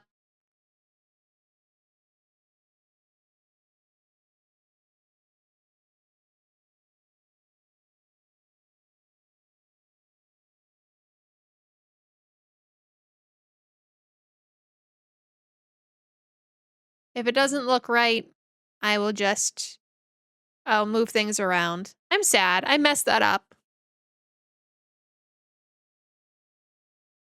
I'm sorry, guys. It was working just fine, and now I fucked it.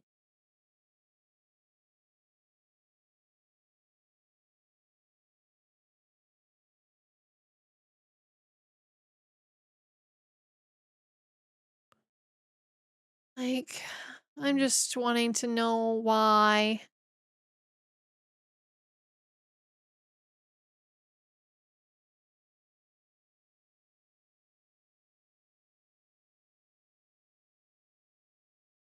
I don't think I can go back far enough to fix it, because I've saved it. Fuck.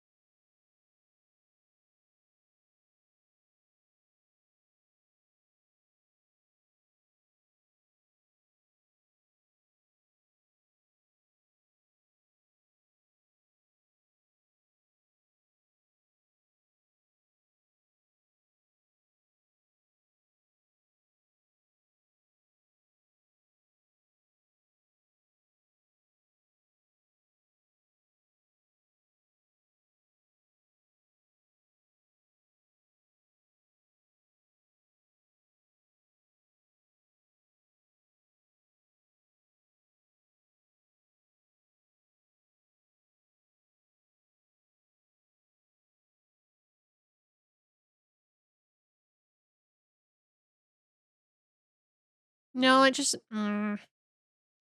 Okay, hold on.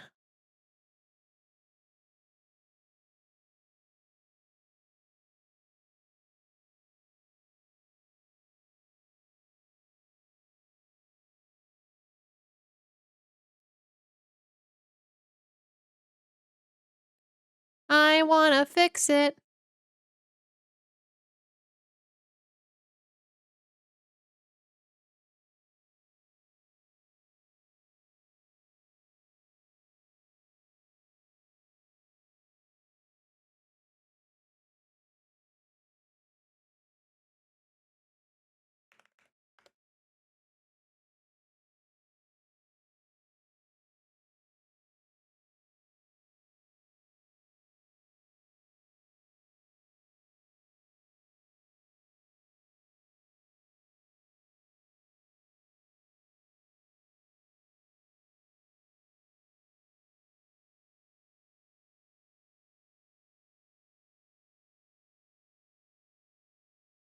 Okay, actually, you know what?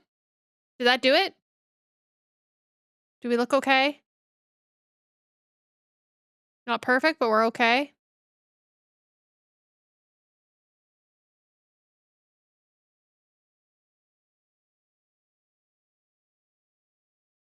Seems so. Yes. It's not perfect. We still go off the screen, but it's fine. It's better.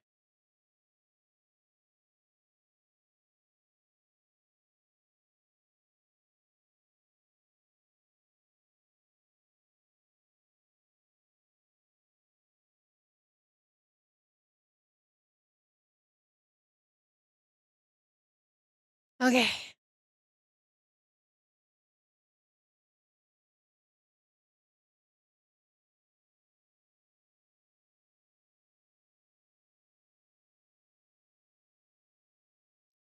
Okay, so that was SCP-055. I'm going to actually skip Kane. I'm gonna skip the short story.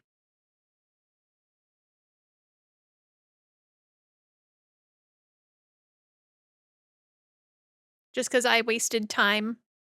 Just because I wasted time. So.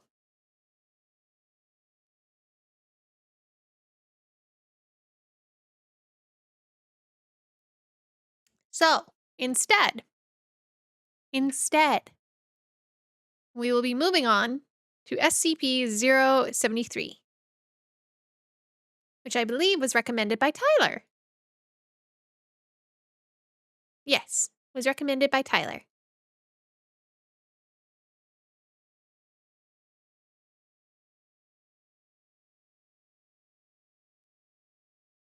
We have another Euclid. We have another sleep token.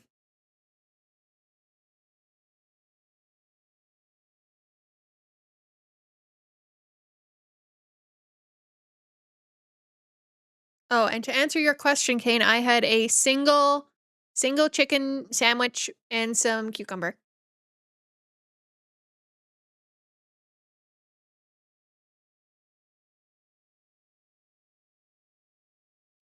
But anyway, let us continue with our readings. Our readings. Why is that a worrying statement?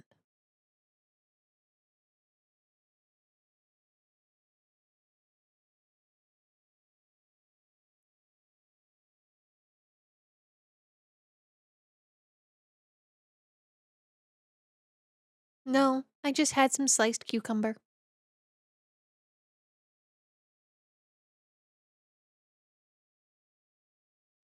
Alrighty. 073. Object Class Euclid. Special Containment Procedures. SCP-073 is to be kept in a 2-room cell furnished with all non-organic furniture and items and a bathroom. Subject is allowed to freely wander the facility and eat in the main canteen. A tracking device has been attached to SCP-073's person and is not to be removed. Subject is disallowed any contact with the surface and is not allowed to leave the facility. Subject is allowed no contact with plant-based SCPs under any circumstances. Violence is not to be used against SCP-073 under any circumstances. SCP-073 is currently kept in Site-17.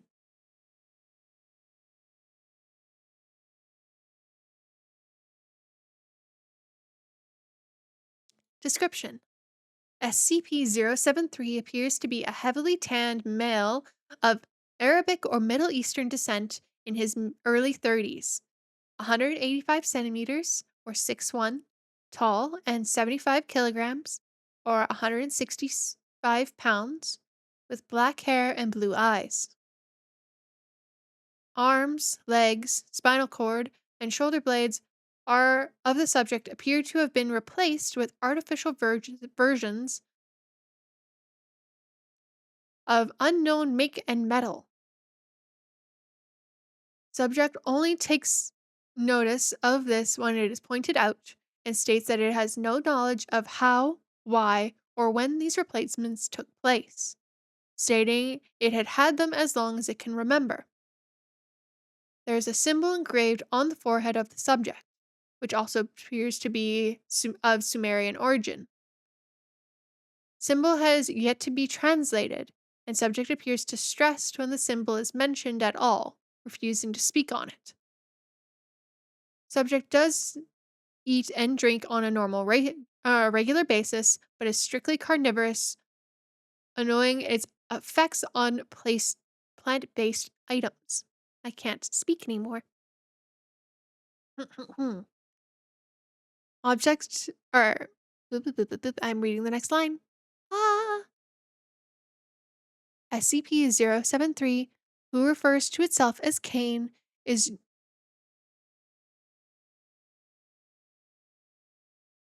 generally polite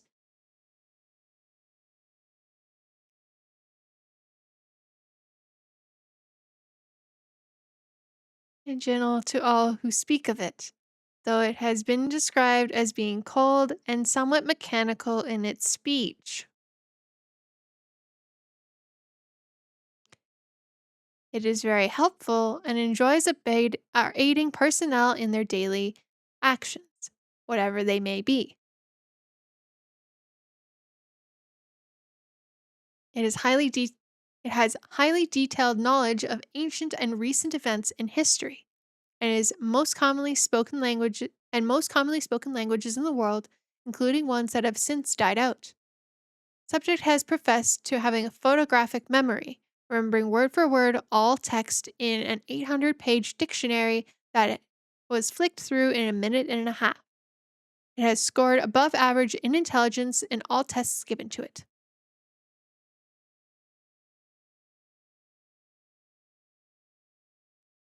SCP-073's presence is inimical to any and all life grown in soil, causing death to such life within a 20-meter radius. Any land SCP-073 has walked on, or any within a 20-meter radius, become barren as all anaerobic bacteria dies, rendering the soil incapable of supporting life until new bacteria are introduced. Anything that is derived from soil-grown life, such as wood and paper, immediately rots and disintegrates upon touch of SCP-073. Further affected derivatives include anything hydroponically grown. Violence directed towards SCP-073 reflects any damage inflicted on SCP-073 directly onto the attacker, although SCP-073 remains visibly unharmed. This applies to any damage directed at SCP-073. Attempts to get tissue or blood samples have proven futile. When the procedure was initiated, personnel carried out Carrying out the actions felt the sensation of whatever was being applied to SCP-073 and wound up with a sample of their own blood or tissue, despite the fact that all actions were directed solely at SCP-073. Indirect damage through a medium also results in the person perpetrating the action receiving the wounds caused. Although SCP-073 receives no actual harm from damage to its person, it has stated that it feels the pain of the action and has politely asked researchers to abstain from overly harmful actions to its person.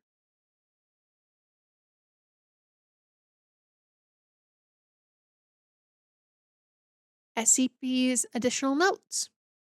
SCP-073 was found in the New York Police Department in 19 blank, having been taken in after a subject had been found amidst the bodies of several violent gang members. SCP-073 told police members that the gang had attempted to make sport of it, but became angry and attempted to kill SCP-073, resulting in their own demise. SCP-073 was incarcerated and was deemed a John Doe when NYPD could not find any information on it. SCP-073 came to the attention of the Foundation through a routine inspection of John Does and was subsequently released into our custody. Wait, they have a collection of John Does?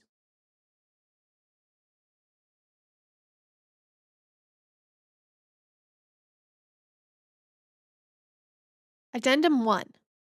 Examination of the unidentified metal on SCP-073 has suggested that it has beryllium bronze, a metal that has been documented to be utilized by various anomalous cultures and entities. Most notably, beryllium bronze is a component found in SCP-1216, 1427, 2481, and 2711. In light of this discovery, the Foundation began working in an attempt to trace the origin of beryllium bronze and how it initially spread throughout the world. When prompted, SCP-073 was able to provide information that suggests that beryllium bronze originated in the Middle East, though the exact point of origin has yet to be determined. Further research into the origin of beryllium bronze is currently ongoing.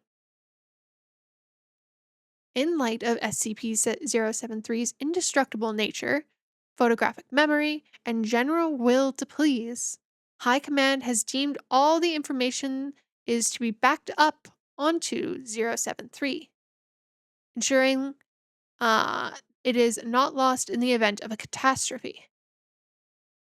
While this action has been met with mixed response, SCP-073 has agreed and sworn to secrecy on its part. Oh, so they tell everything to this thing? So at this point, he's an honorary member.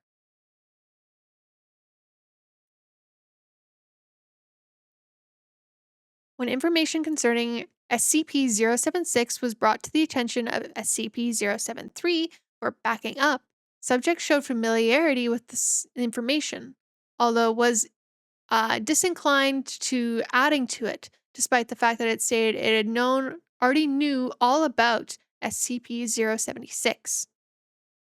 It then stated that it would be better for all parties involved to not meet SCP-076.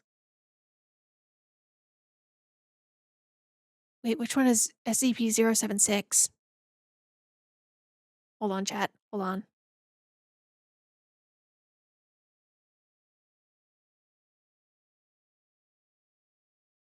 Oh, is it Abel?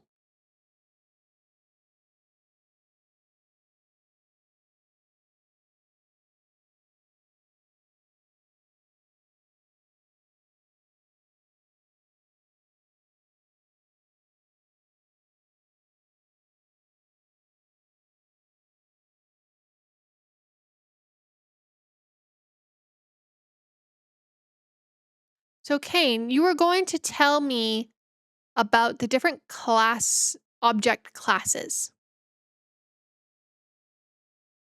and what each of them kind of mean, right?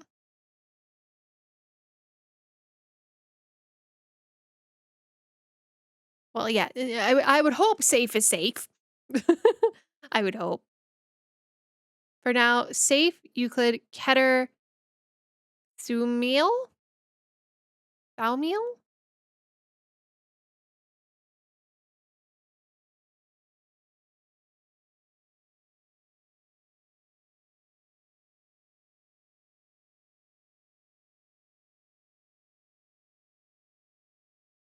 Oatmeal?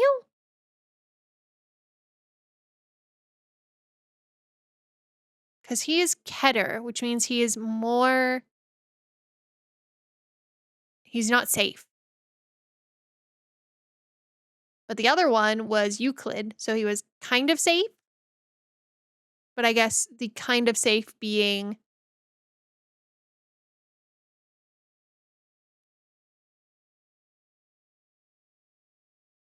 like he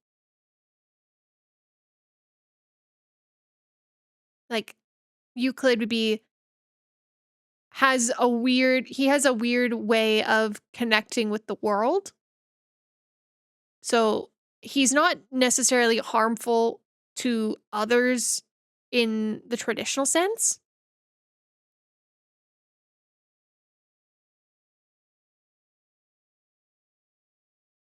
Can be dangerous, but if you put in a box, it'll stay there. Keter can be dangerous. You can put it in a box, they will try to get out.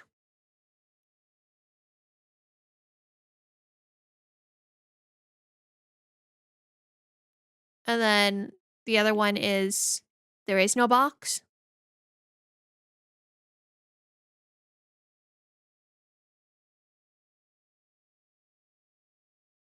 I see. Because 7-3 is not necessarily dangerous, but can cause harm. You know?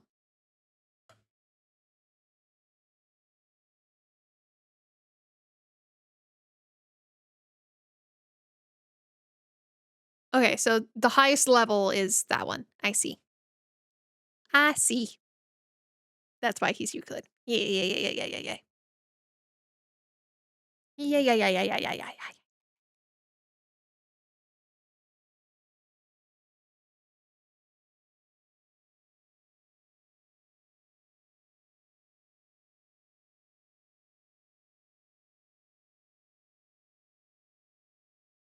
Keter is usually pray to God it stays in the box.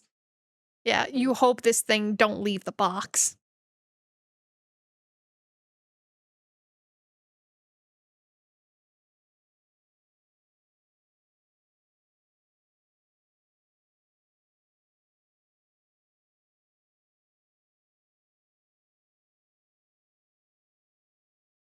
It's like the pit bull called Princess, you know? Yeah, that's how we'll call it.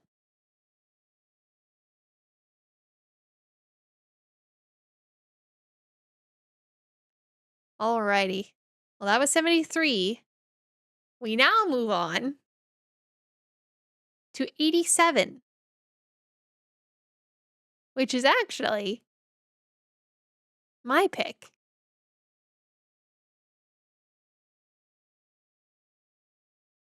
Hee hee hee hee hee. Ha ha ha ha. I have to throw in my own favorite here too. 87 is my personal favorite. Hee hee hee. Hoo hoo hoo.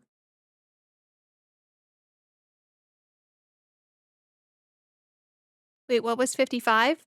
55 was the mimetic. The anti-mimic. Mimic. Mimic. Mimic.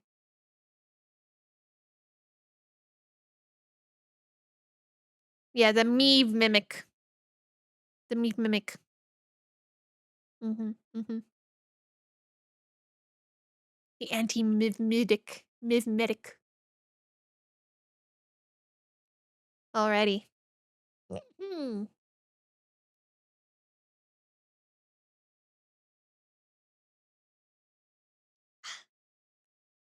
Item SCP 087. Object Class Euclid. Special Containment Procedures.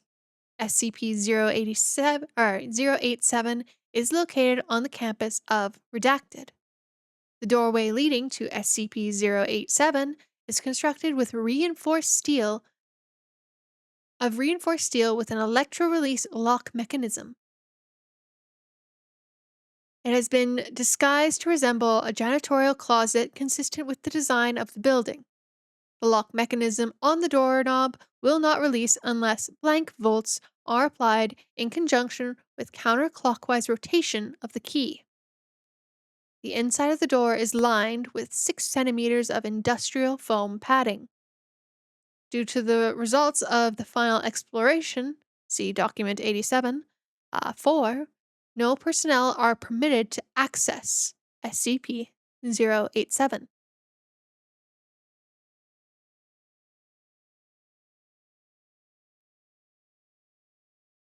Description: SCP 087 is an unlit platform staircase. Stairs descend on a 38-degree angle for 13 steps before reaching a semicircular platform for approximately 3 meters in diameter. Descent direction rotates 180 degrees at each platform. The design of SCP 087 limits subjects to a visual range of approximately 1.5 flights. A light source is required for any subjects exploring SCP 087, as there are no light fixtures or windows present. Lighting sources brighter than 75 watts are shown to be ineffective, as SCP 087 seems to absorb any excess light. Subjects report and audio recordings confirm the distress vocalizations of what is presumed to be a child between the ages of blank and blank.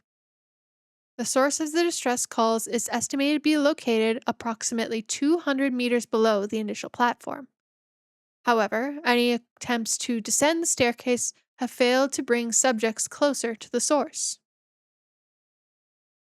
The depth of descent calculated from Exploration 4, the longest exploration, is shown to have been far beyond the possible structures of the building and the geological surroundings. At this point, it is unknown if SCP 087 has an endpoint.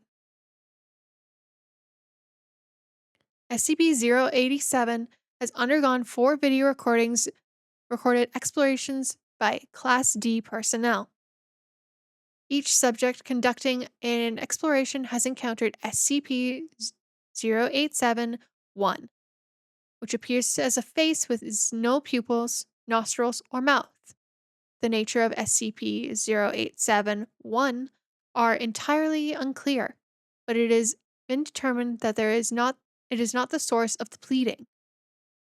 Subjects exhibit feelings of intense paranoia and fear when faced with SCP 087-1, but it is undetermined whether said feelings are abnormal or simply natural reactions.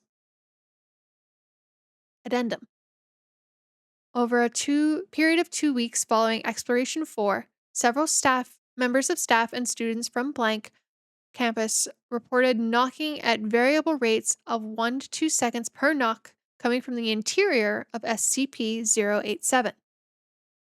The door leading to SCP-087 has been fitted with a 6 centimeter industrial thick padding. All reports of knocking have ceased.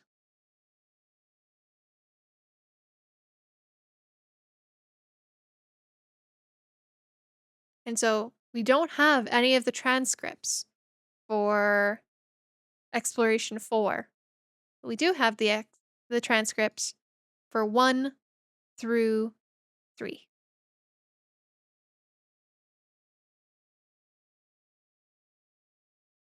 So, let us go through these, shall we?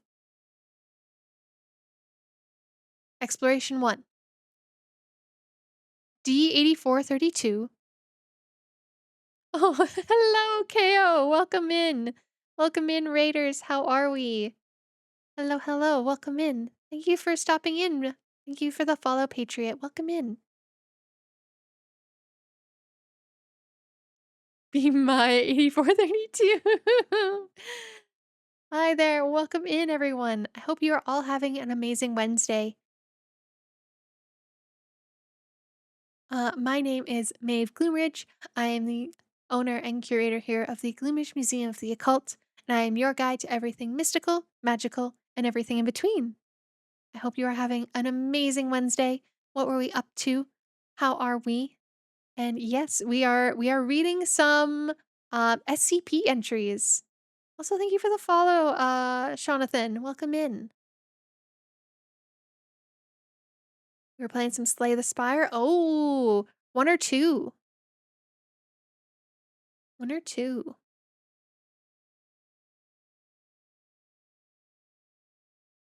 Two. Very nice. I hope you've been enjoying it. I still need to pick up two. I have not picked up two yet, but I enjoyed the first one, so I still need to get number two. She stings, but we love that she tries. Very fair. Very fair. We ain't stinky in this chat. We ain't stinky, so I'm sure you are not stinky. You are all good. But yes, we are reading some SCP entries tonight. I love doing reading streams and I love doing reading streams and voice acting and things. So that is what we are doing tonight. We are currently on, actually, you actually came in at a great time. We are on my favorite SCP at the current moment. We are on SCP-087. We are about to go through the exploration logs. So, but I greatly appreciate the raid. KO, thank you so much for being here. If you do need to raid and run raiders, please feel free. Get some rest, get some water, get whatever you may need. I greatly appreciate you being here. And if you do need to go, that is absolutely okay. Please prioritize yourselves. And thank you for stopping in. Ah, the stairwell, a classic. It is. It is very much a classic. So you can see all of the numbers over here of the ones we'll be going through. And yeah, we're having a good time. We're theorizing. We're questioning. We love it. We love it.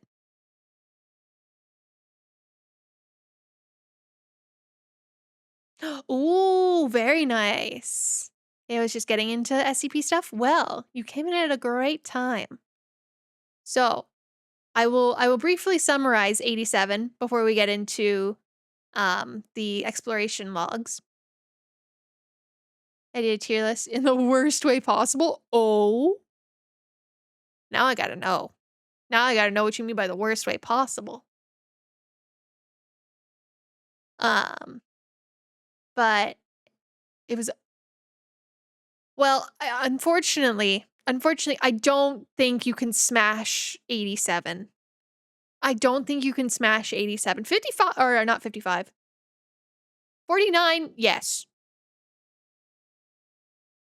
87, well, you could maybe, you know. Not with that attitude. Okay, you know what? Sure, we can smash 87. Also, thank you for the follow, Leo Black. Welcome in. Well, there's a face. There's a, well, you can smash a face. You can smash a face, right? 49 was uncomfortably high. No, that's fair. That's fair. I could see that. Something about a plague doctor, you know? I could see that.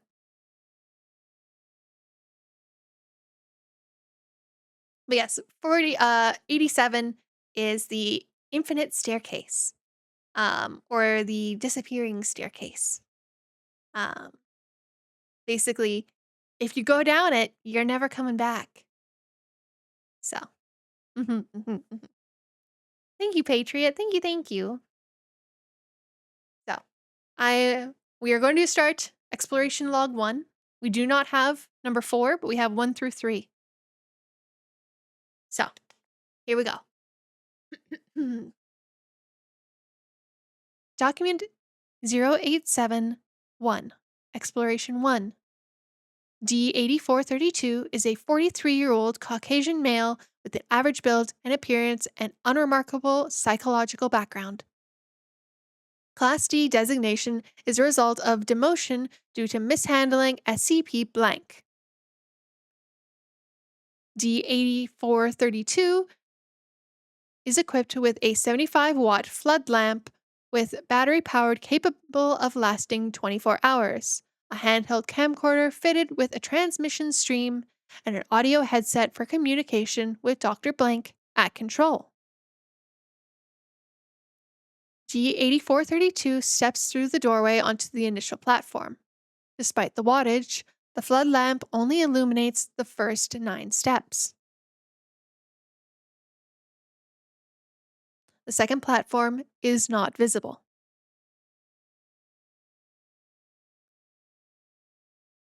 It's fucking dark. Is your flood lamp functioning properly? D8432 shines the light on out the door and into the academic building's hallways. The light reaches significantly far. Yeah, it's working. It won't light these stairs all the way down. Thank you. Please continue. D8432 descends for 13 steps before reaching the second platform. The platform is in the shape of a semicircle that is apparently concrete, with an apparently concrete surface and walls. There are no distinct markings aside from nondescript patches of dust, dirt, and wear consistent with that we found of a typical concrete stairwell. D8432 rotates 180 degrees and begins descent down the second flight, then pauses. Reason for stopping? You hear that? There's a fucking kid down there. Sounds like one. None of the described audio is feeding through the camera or mic at this time. Can you please describe the sound? It's young, either female or very young boy. It's crying and sobbing and saying, "Please help, please." Yeah, it just keeps repeating that and crying. Can you estimate its distance from your current location? Uh, fuck. I don't know, maybe 200 meters down? Please continue down the next flight. The subject descends another 13 steps. As he reaches the landing, audio of the child as described is picked up. Child alternates between sobbing, wailing, and the words please, help, and down here. The level of audio is consistent with D8432's report of it being approximately 200 meters down. Can you still hear the crying? Yeah? We're picking it up as well. Please continue down. Stop if you notice any changes in audio or environment. The subject descends another 3 flights of stairs before stopping. Keep going. Keep going. Please. D8432 continues another 17 flights, total of 22 flights, before stopping. There are no visible changes in the environment, and each flight has been consistent of 13 steps. I'm not getting any fucking closer to that kid. Stereo audio confirms that the crying noise has not increased in volume and remains approximately 200 meters below the subject. Noted. Please continue. The subject continues another 28 flights before stopping, 50 in total.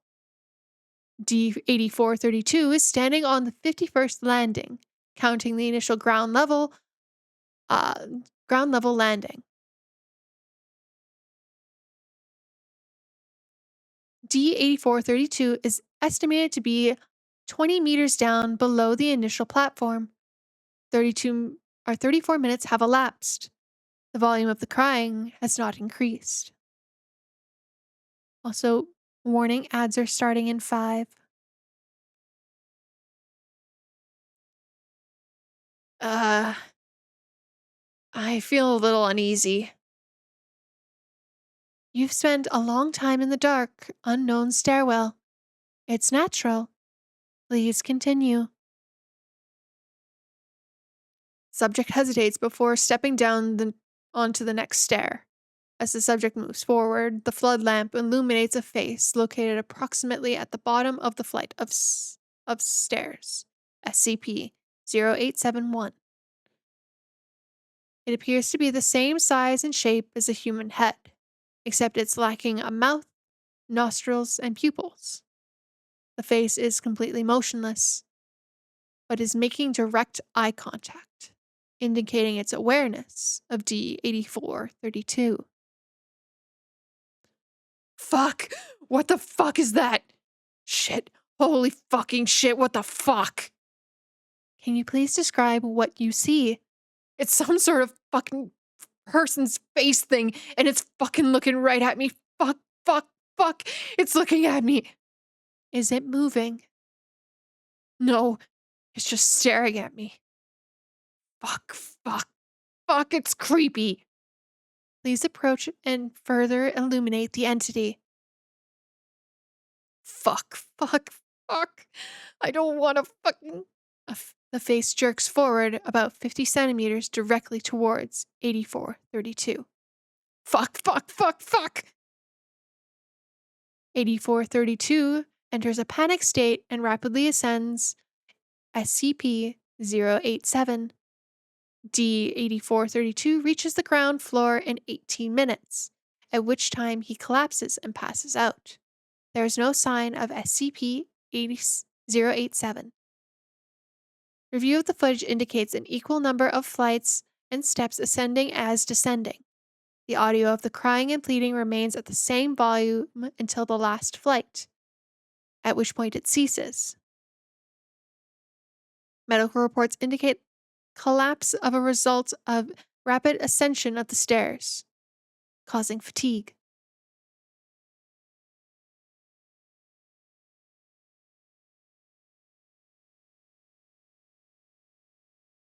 And that is the entry of Exploration 1.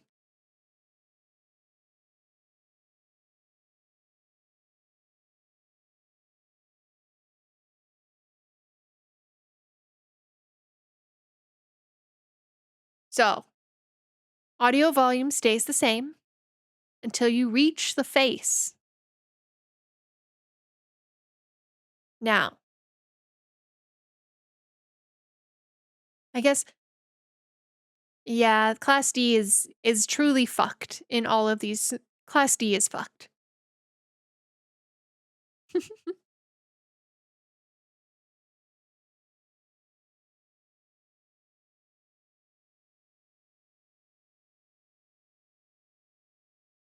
Yeah, another Airy baby. Yeah. We love Airy Mama. She's great. Airy Mama is fantastic.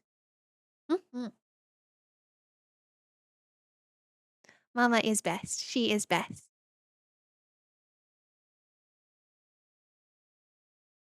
She is lovely and deserves all of the support, and I am always so happy to see more mama babies, more Airy Mama babies floating around. It makes me so happy. No worries. Get some good sleep. Thank you for being here.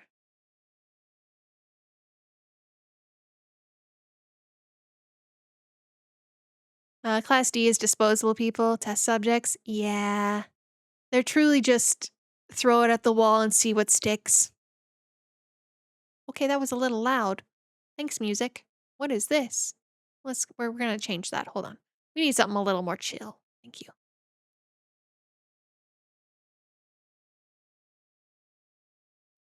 Okay. Exploration 2.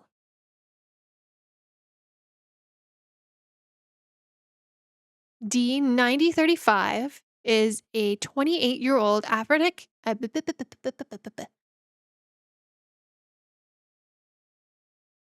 is a African American male of strong build.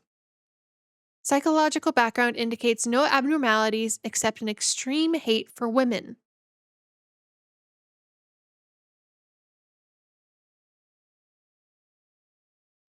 He can stay down there.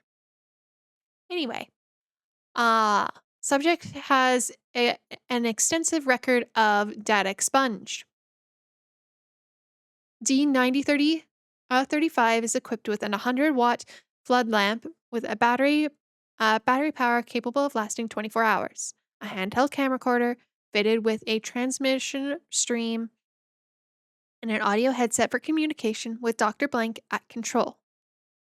D9035 is also equipped with a backpack containing 100 small LED lights with adhesive backs and battery lives that are approximately 3 weeks. When in doubt, send in D class. Yeah, the automod. Automod said no. No, you're all good. You're all good. Automod likes to grab the weirdest of things.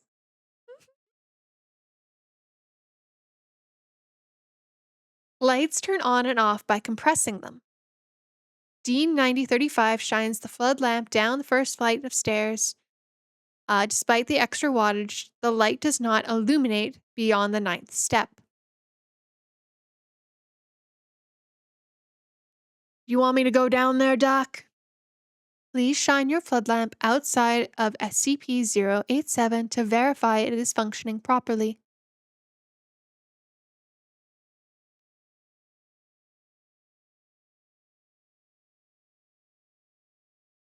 Ooh, hold on. Hold on. What? There we go. D9035 shines the light into the hallway. Comparison with the footage from Exploration 1 confirms that it is indeed brighter. Thank you. Please continue to the first landing. Hey, Doc, I know you said this and all, but I don't think I want to go in there. Please continue to the first landing. Doc, look, as per our earlier conversation, please continue to the first landing. D9035 pauses for 18 seconds, then descends the first landing and first 13 steps and to the first landing and stops. I can't talk. Is that a kid? Please remove one of the adhesive lights and affix it to the wall of the landing. Doc, you hear that? Is there a kid down there? That's unconfirmed. Please affix an adhesive light to the wall and verify it functions. D9035 hesitates, then removes one of the lights from his backpack and adheres it to the wall. He presses on the light and turns it on. Please turn off your flood lamp. D9035 hesitates again before turning off the lamp. The LED illuminates the landing, but does not extend beyond the first step either way. Thank you. You may turn your floodlight back on. Please continue to descend. At each landing, affix an LED light to the wall and turn it on. If you notice anything unusual, please report it. D9035 turns the floodlight back on and descends the next flight of stairs. As he sets foot on the landing, the audio picks up the sound of pleading and crying, consistent with those of the first exploration.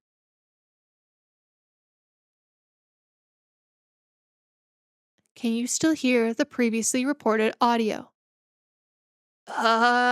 Yeah. She sounds about 150 to 200 meters down. Am I supposed to get her? Look, Doc, I don't do good with kids. Please place the light and continue until you notice anything unusual.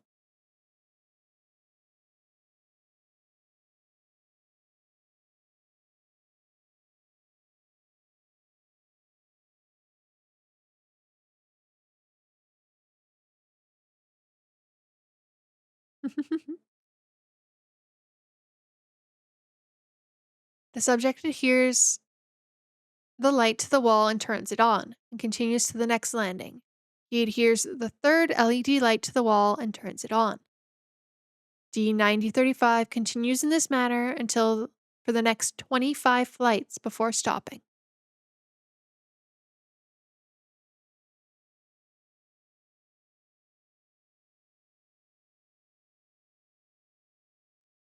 I don't think I'm getting any closer to the kid, Doc. How far below would you estimate the source of the sound to be? Same as before? 150 to 200 meters down? Thank you. Please proceed.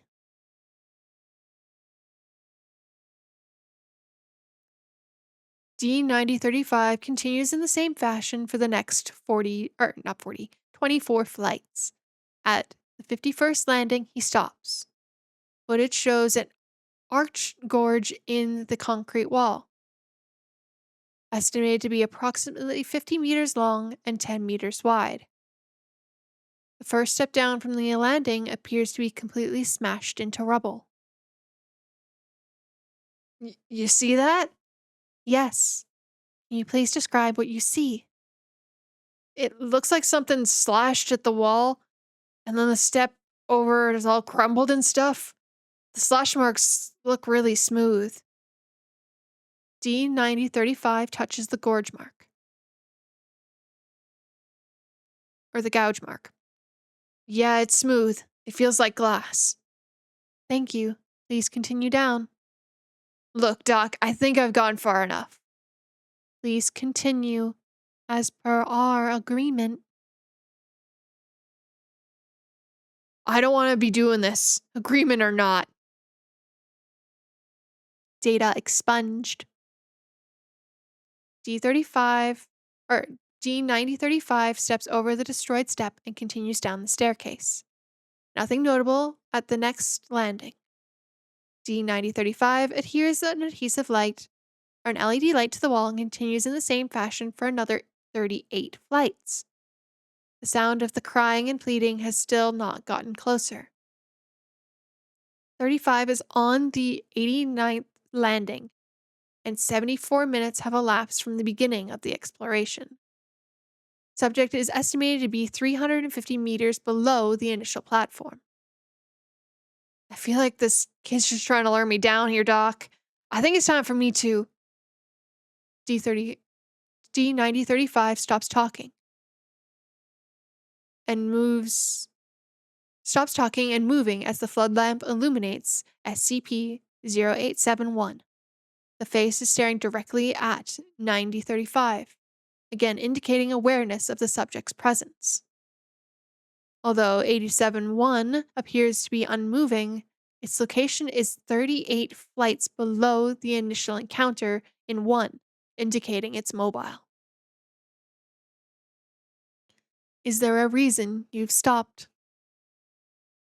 Unresponsive. 35's breath is growing labored. SCP-0871 remains immobile for an additional 13 seconds. SCP-0871 blinks. D9035 is yelling incomprehensible. SCP-0871 jerks forward until it is approximately 90 centimeters from D9035. Subject turns and flees up the stairs. Please try to calm down. Turn around. We need to look at the face. D9035 ignores Dr. Blank and continues his rapid ascent. He continues to scream incomprehensible. D9035, can you hear me? Please slow down. D9035 is unresponsive and continues to climb the stairs. His screams diminish to babbling. After ascending 72 flights, D9035 collapses on the 17th landing. D9035, can you hear me? He is unresponsive, but labored breath can be heard through the audio feed. For the next 14 minutes, D9035 is immobile. The visual feed is black, and the audio picks up only the subject's breathing and the continuous pleas from below.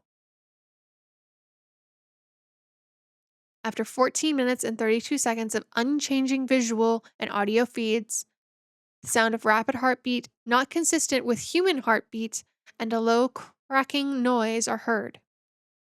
7 seconds later, D9035 gasps and revives, continuing his ascent of the stairs rapidly and wordlessly. The heartbeat and cracking cease, and nothing abnormal is detected on the visual feed. He remains unresponsive. D9035 exits SCP-087 and sits at the floor outside the entrance. He then enters a catatonic state from which he has not been recovered.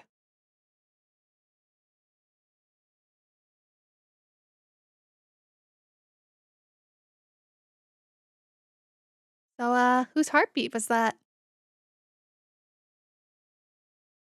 Whose heartbeat was that? Hmm? Hmm?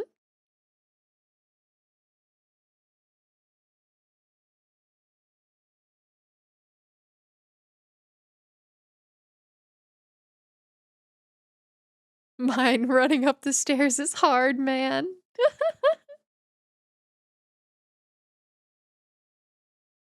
Yes, because then that elevator would fall.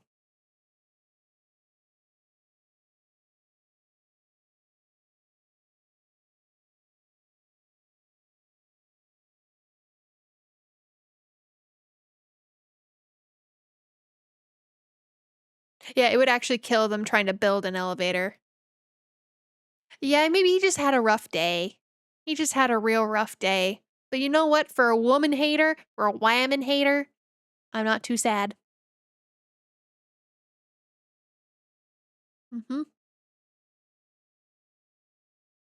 We love the whammons. Whammons are great.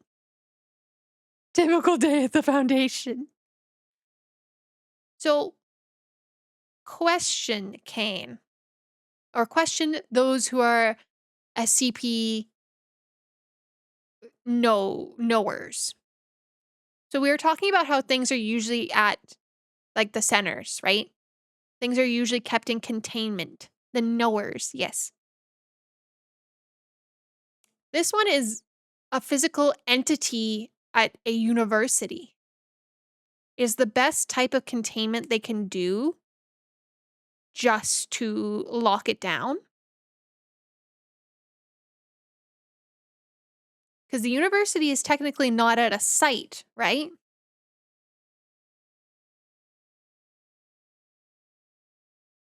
It's not technically housed at the foundation.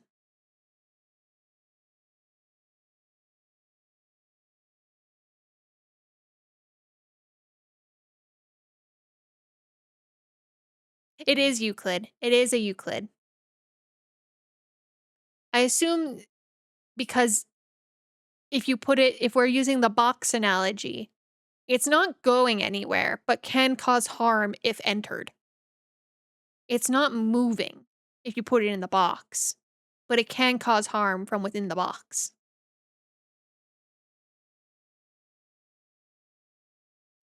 But there are others which are structures or structural objects that do move around. Mm, this is true. It's very interesting, this one, if you think about it that way.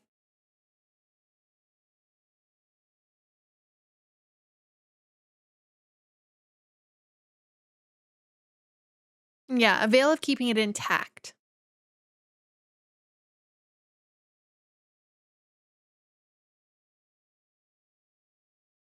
Mhm.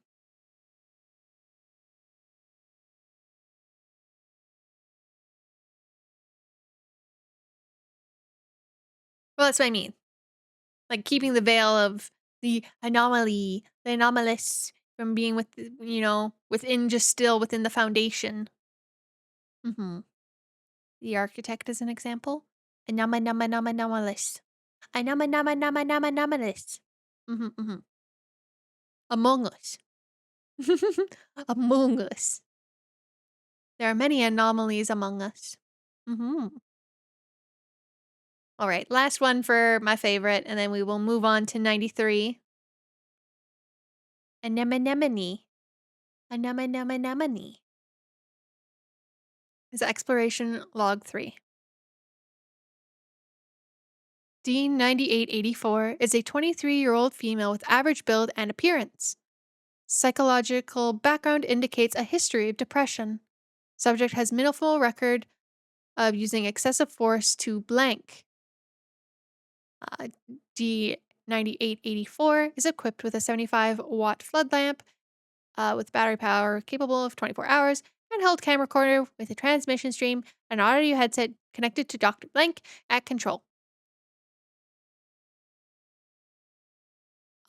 Interestingly, D9884 is also equipped with a backpack containing 3.5 liters of water, 15 nutrient bars, and a thermal blanket.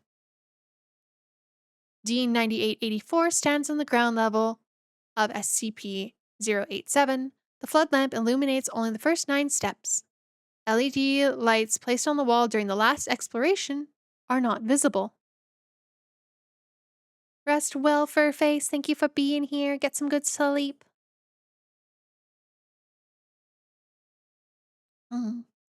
Please descend the first flight of stairs and examine the landing wall. D9884 descends 13 steps and stops at the landing. There is no trace of the LED light at the location footage from the Exploration 2 would indicate it was placed. Yeah. It's just a sturdy concrete wall.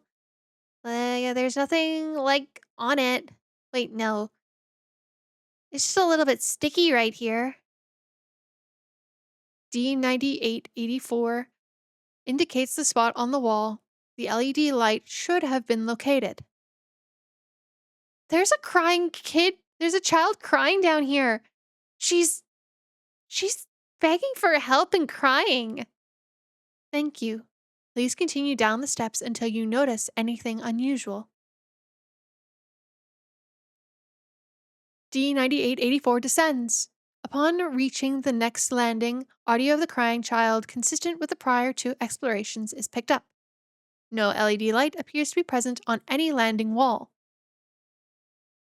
D9884 continues without incident until she reaches the 17th landing. Ew! There's something on the ground here, and it smells really bad. It's all sticky and stuck on my shoe. Oh, it's so gross. Video feed confirms the presence of a substance occupying a space approximately 50 centimeters in diameter. Can you describe the smell? It kind of smells like rusty old metal and pee. Thank you. Please continue until you notice anything else.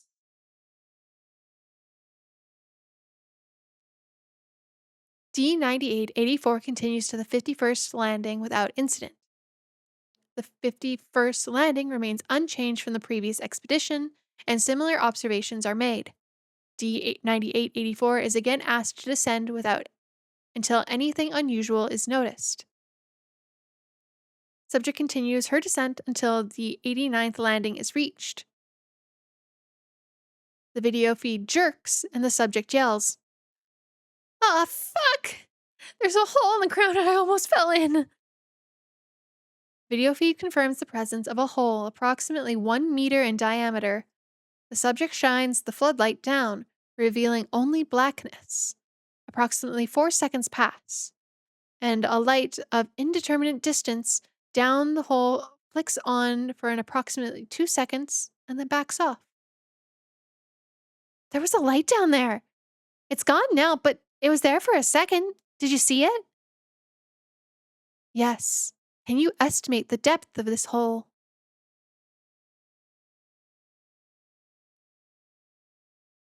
No way. It's too deep. At least a kilometer?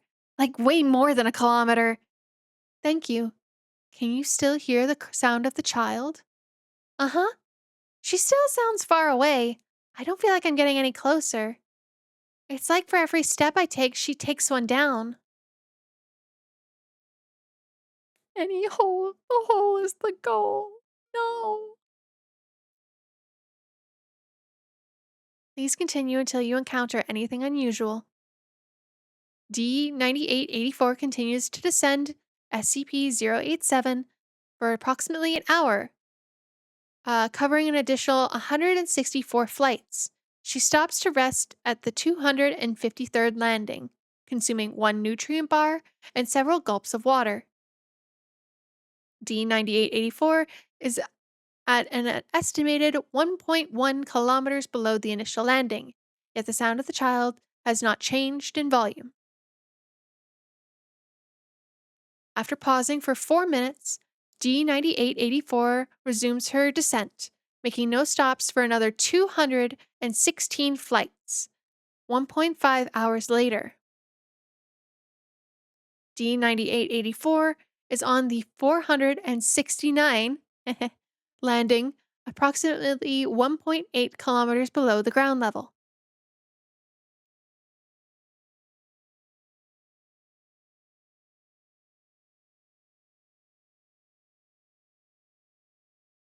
I'm not getting anywhere. I think it's time I went back. I mean, going down is one thing, but the long climb back. You have you have been provided with water, food, and blankets to last you 24 hours. Please continue down. No, I think I'm going to go back up. D9884 turns towards the previous flight of stairs. I. Ha! SCP 0871, the face, is directly behind D9884, blocking her ascent. The face appears approximately 30 centimeters from the lens of the camera, its eyes affixed on the lenses, this time looking not at the subject, but at the person viewing the video feed. The video feed glitches and freezes for 4 seconds, accompanied by a static like screeching noise from the audio feed. It then cuts to a bumpy visual of D9884 descending the stairs rapidly. It's been following me this whole time. It's been following me. Oh God, it's right behind me. I think it's looking right at me. Doctor, please do something. Please help me. Oh God, please no, get it away from me. Please, I knew it was following me. Help, make it leave, please. No, no, no, it's looking at me. It was staring at me. I knew it was there. It's been watching me this whole time. Oh God, please help me. No, no. D9884 continues to scream and plead hysterically as she rapidly descends the staircase. The previously heard static, like screeching, seems to overlay the audio feed, beneath which can still be heard the original sound of the child crying. Approximately 14 flights down, the video feed swings to show the area directly behind D9884. The face is now approximately 20 centimeters from the camera's lens. It is not staring at the subject, rather, it is fixated on the camera's lens, giving the illusion that it is making eye contact with those viewing the footage. It is important to note that since the sighting of SCP 0871, the sound of the girl crying and pleading has been increasing in volume, indicating D9884 is nearing the source. After approximately 150 panicked flights of descent with 3 visual confirmations of SCP 0871 still in pursuit, D9884 trips and appears to fall unconscious. The video feed shows yet another descending flight of stairs, indicating D9884 has still not reached the base of the stairwell. 12 seconds of motionlessness pass before the face comes fully into view of the camera, making eye contact directly being made with the viewer. Audio and video feeds cut, and no connection is reestablished. And that is the end of SCP-087.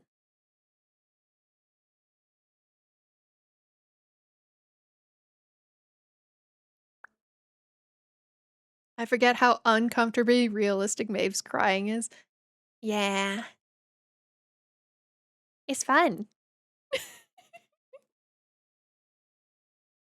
I hope I didn't make you all too anxious, but yes.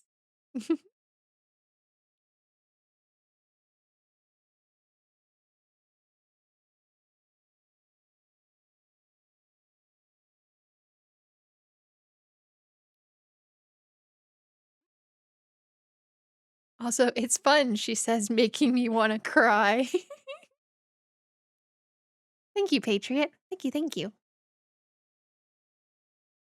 Forget if this one had a video or a game.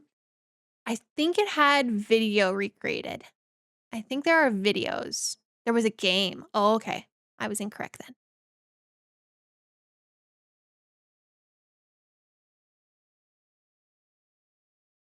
Although, before I move on to 93, it does remind me of, I don't think this is an SCP. I think this was just like a, I think this was just a, like a scary stories found on like Reddit or something. But it does give similar vibes that I also really enjoy. If you're ever looking for something, because 087 was my recommendation. So another recommendation from me, there was a reading a scary stories, The Hidden Objects. No, it is, I believe it's like a park ranger's notes of their explorations of like search and rescue. And they mention seeing doorways and staircases in the forest when looking for people or things. Mhm.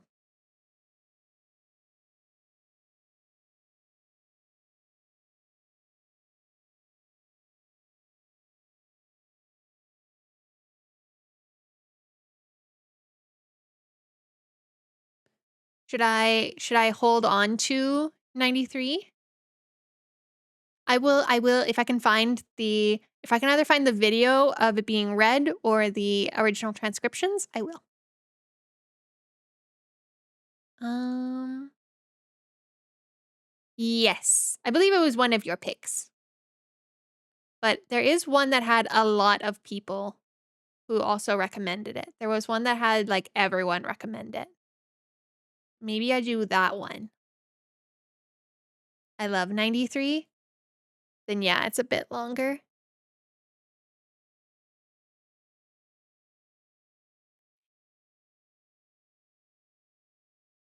Do 99. 999. You'll love. Yeah, 93 is a big file. Yeah. I think out of everything, most people's consensus was on 999 and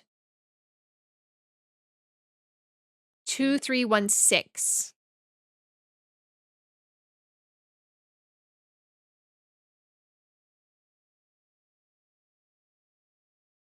Also had a few votes.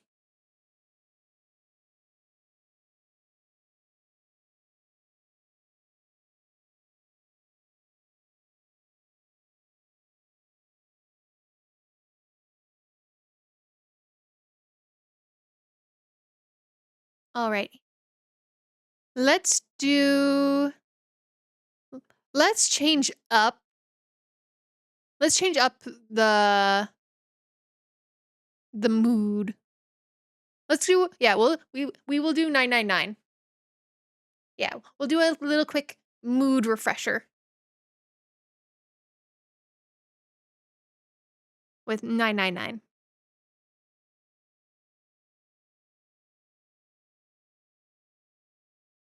And this one was recommended by Kane, Clover, and Umgak.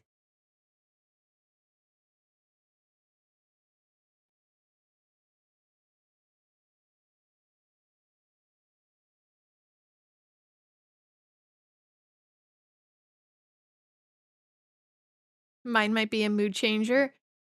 Might be too much of a mood changer. Oh.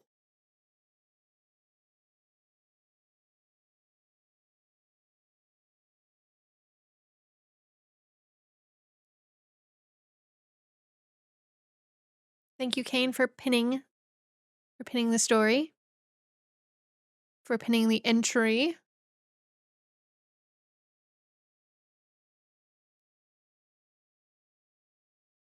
Alrighty, we got a safe boy. Got a safe boy.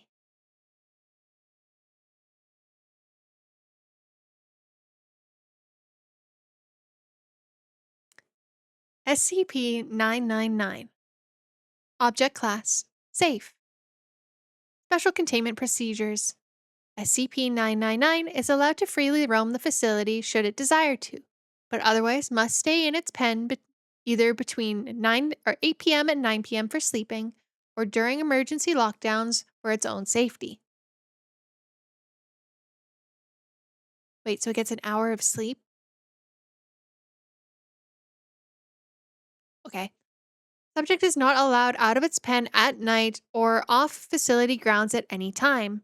Pen is to be kept clean and food replaced twice daily.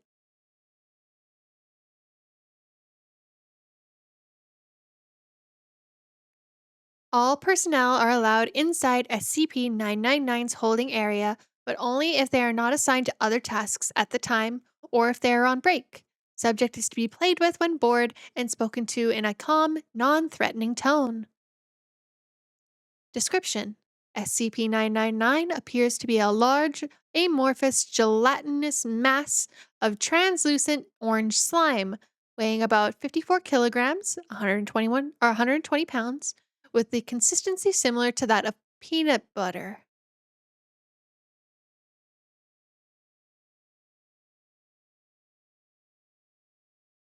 Okay. Subject's size and shape is easily malleable and can change shape at will, though when at rest, SCP-999 becomes a round, oblate dome roughly 2 meters wide and 1 meter in height. The surface of SCP-999 consists of a thin, transparent membrane similar to that of the animal's cell, roughly zero point 0.5 centimeters thick, and is highly elastic, allowing SCP-999 to flatten portions of its body up to 2 centimeters thin. This surface is also hydrophobic, although SCP-999 can willfully absorb liquids, see Addendum A. The rest of SCP-999's body is filled with a viscous orange substance of unknown chemical makeup, though this is also it is also capable of digesting organic materials with ease. Subject's temperament is described as playful and dog-like. When approached, SCP-999 will often react with overwhelming elation, slithering over to the nearest person and leaping upon them, hugging them with a pair of pseudopods, while nuzzling the person's face with a third pseudopod, all while emitting a high-pitched gurgling and cooing noises. The surface of SCP-9999 emits a pleasing odor that differs from whoever it is interacting with. Recorded scents include chocolate, fresh laundry, bacon, roses, and Play-Doh. Simply touching SCP-999's surface causes an immediate mild euphoria, which intensifies the longer one is exposed to SCP-999 and lasts long after separation from the creature. Subject's favorite activity is tickle wrestling, often by completely enveloping a person from the neck down and tickling them until asked to stop, though it does not always immediately comply with the request. Though injuries may occur, SCP-999 has not been found to have purposely attempted to harm others, and will immediately back away and contract its body into a quivering mound, while gurgling in a manner similar to a whimpering dog, seemingly apologizing for hurting someone on accident. While the creature will interact with anyone, it seems to have a special interest in those who are unhappy or hurt in any way. Persons suffering with crippling depression or PTSD, for example, have been reported to have a far more positive outlook on life after multiple interactions with SCP-999.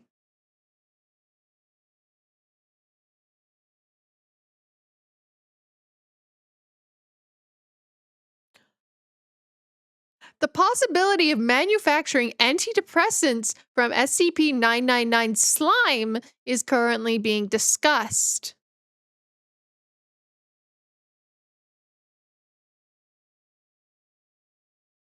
In addition to its playful behavior, SCP-999 seems to love all animals, especially humans, refusing to eat any meat and even risking its own life to save others, on one occasion leaping in front of a person to take a bullet fired at them.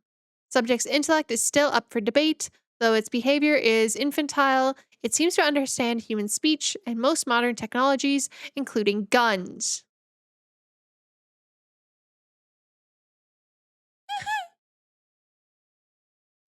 SCP-999's diet consists entirely of sweets and candy, with M&Ms and Necco wafers being its favorite.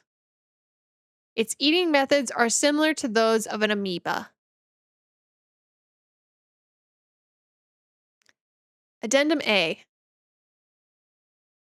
A reminder to all staff, SCP-999 is not to consume caffeinated soft drinks of any kind. Last week, someone gave SCP-999 a can of cola along with its usual breakfast. Not only was it literally bouncing off the walls for half an hour, the carbonation made SCP-999 visibly queasy afterwards and refused to move or eat the rest of the day. SCP-999 was thankfully recovered since, but the staff member in question has been reprimanded. Aw, he got a little tummy ache. He got a tummy ache.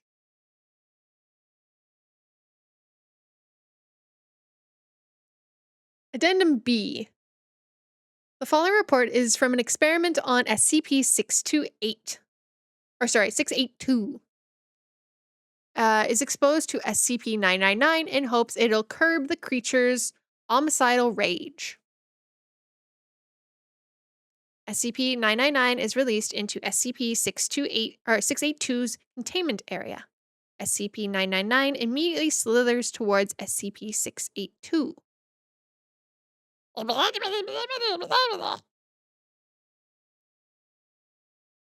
What is that?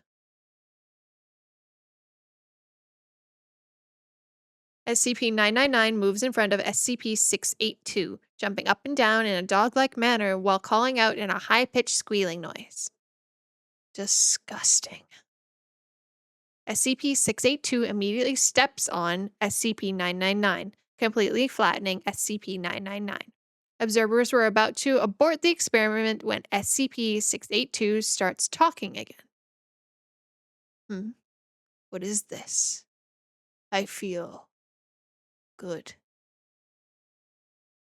SCP-999 is seen crawling up from beneath SCP-682's toes, along its side and around its neck, where it clings and begins gently nuzzling with its pseudopod. A wide grin slowly spreads across SCP-682's face. Feel so happy.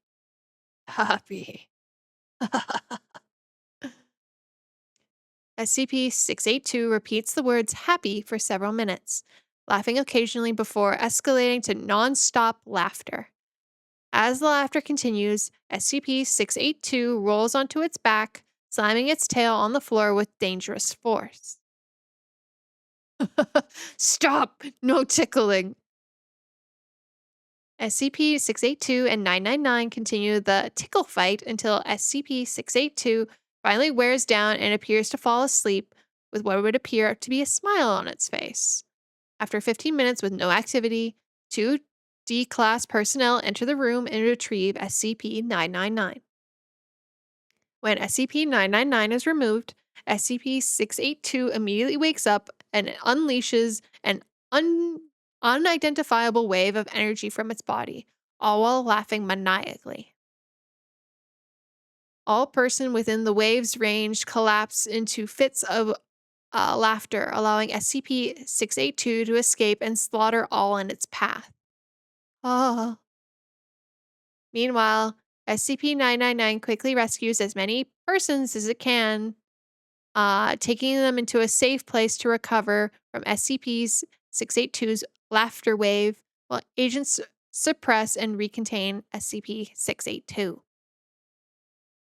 Despite the tragedy that SCP-682 had brought upon the facility, SCP-999 has not shown any fear towards the creature, and in fact has made gestures suggesting it wants to play with 682 again. SCP-682, however, has stated that fluorescent little shit can expunge and die.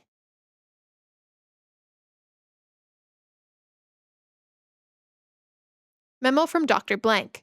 While the test was unsuccessful and ended in tragedy, it had to be the funniest thing I've ever seen. I never thought I'd see the day that I would regard SCP-682 as cute. Please send me a copy of the security tapes ASAP.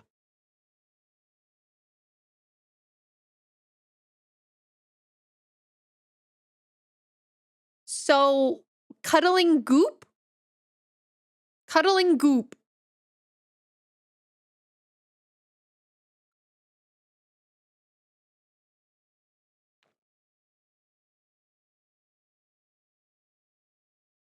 Cuddle slime.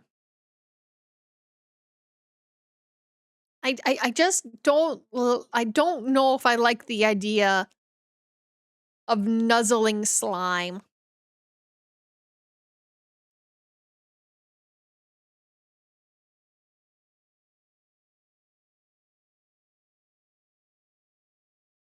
Just hug the slime, Maeve. All will be better. Cuddle the slime.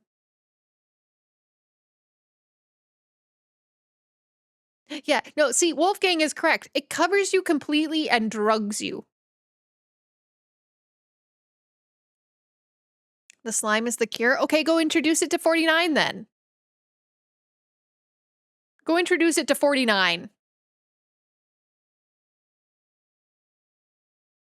Maybe that is indeed the cure that 49 has been looking for, is all in 999.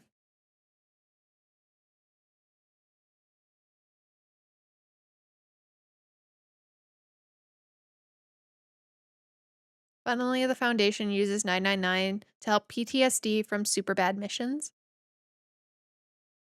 I could see why. But also.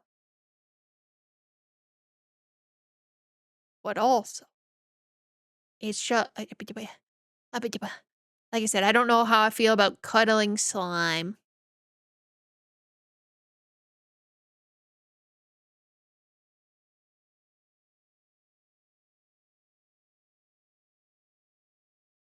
Also, can you just imagine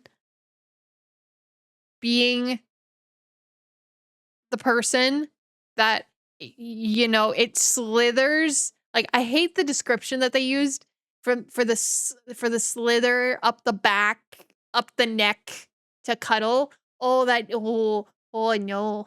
Oh no.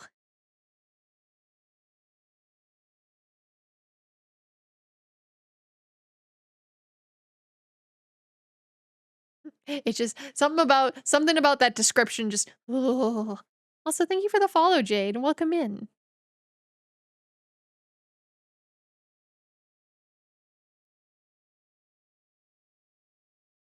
Uh, well, whatever your favorite smell is, 999 has it. He tamed 682. Until he made a mass murder.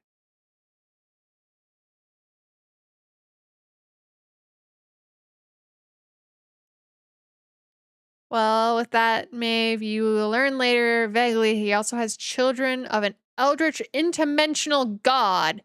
Oh, yay. But can we, okay. So they say he's amoeba-like, right? Could we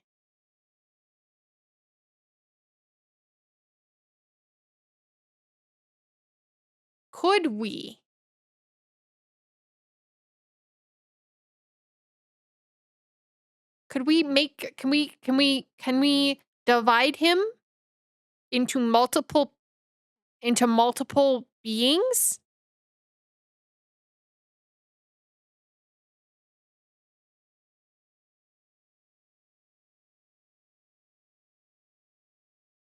But he's slime. He's, you know. No, we can't divide him. Because I was gonna say, if we could divide him, we could give him to all the Angie ones. We can give him to all the Angie SCPs, like a little bit of them, and then they'll be happy, right?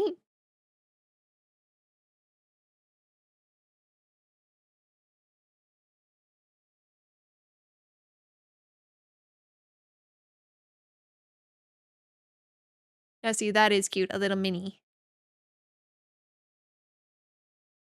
Yeah, you get your own personalized one for all of the like the Angie SCPs. They'd all have, you know, their individual quirks, you know? Maybe it would be the solution. No more Angies.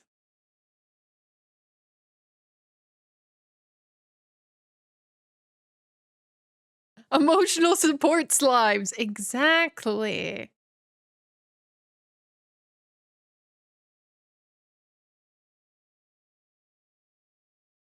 Okay. So, that was 999. A little orange blob. Little orange slime boy. Slime boy.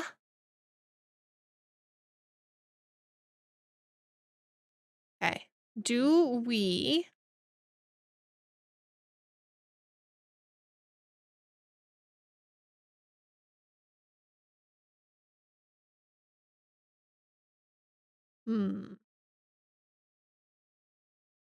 Okay. We will do 2316 next. Because that one was also recommended by more than one person. The only other one that was recommended by multiple people is apparently very long.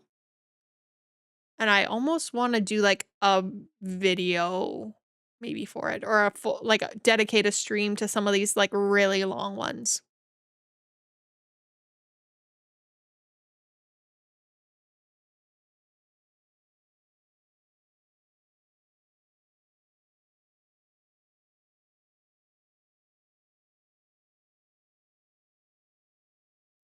Yeah, so 3000 is the really long one. Whoop. And apparently y'all want to scare me. Hate y'all. I hate you. I love you, but I hate you. Because apparently, and I've been, I know it says, I know, Kane, it says do not read the note aloud, but I'm reading it. It's related to water and oceans. And I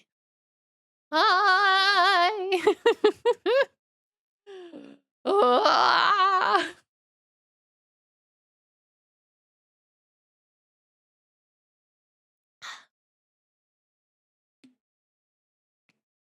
I didn't think of that. Yeah. Yeah. I know, I understand. I understand.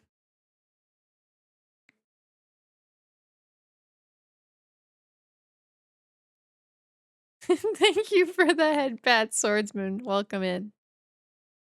Yeah.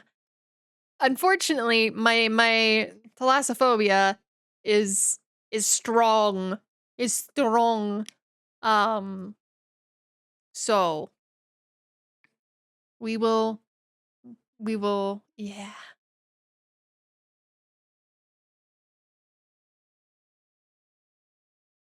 Hey, look at this. Thank you for the bits. Thank you for the 50 bit. Welcome, welcome. I hope you're having a good evening. Well, want a little prep for it? Well, I do want to do. You know what? We will do the prep for this one as 2316 because it is also water. It is also water related. So we'll see how I manage with that one. And we go from there. Does that sound good for everyone?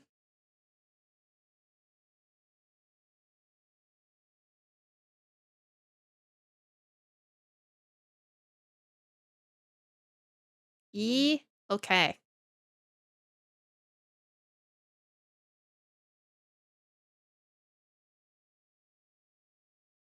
Thank you for pinning in the chat. Oh,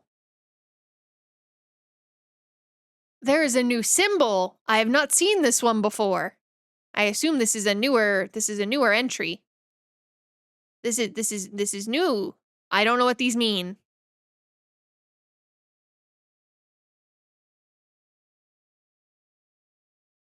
Um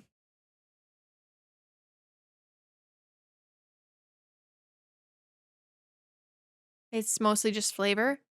I know, but I like the flavor. We like the spice. We like the spice. We like we like the umami, you know?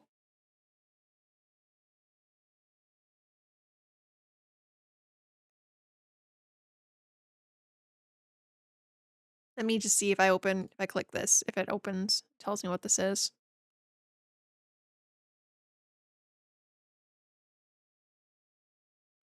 Okay.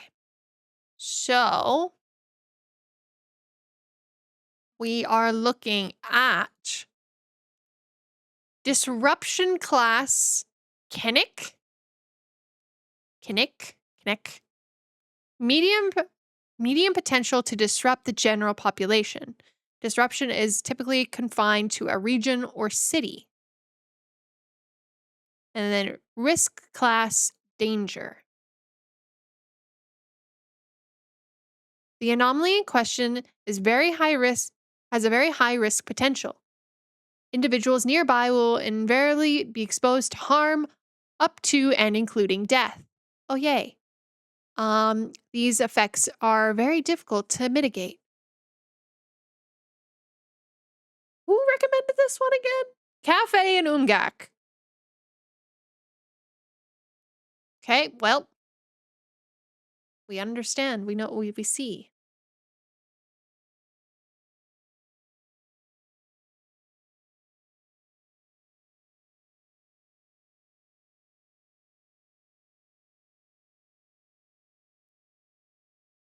By order of the Overseer Council, the following file has been described as Keter class anomalous cognito hazard and is a level 42316 classified. Unauthorized access is forbidden.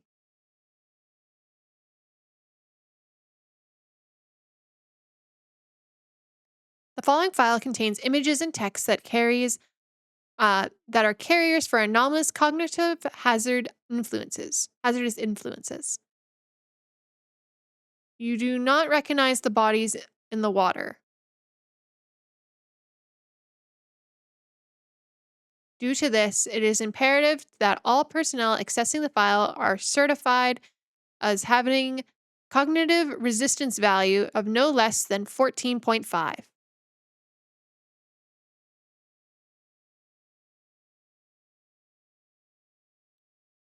Should you fail an automated CRV certification, please remain calm and do not move. A member of your site's medical staff will be with you shortly.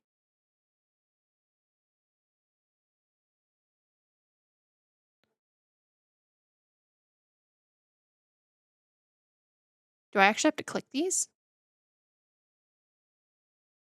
I don't think I do.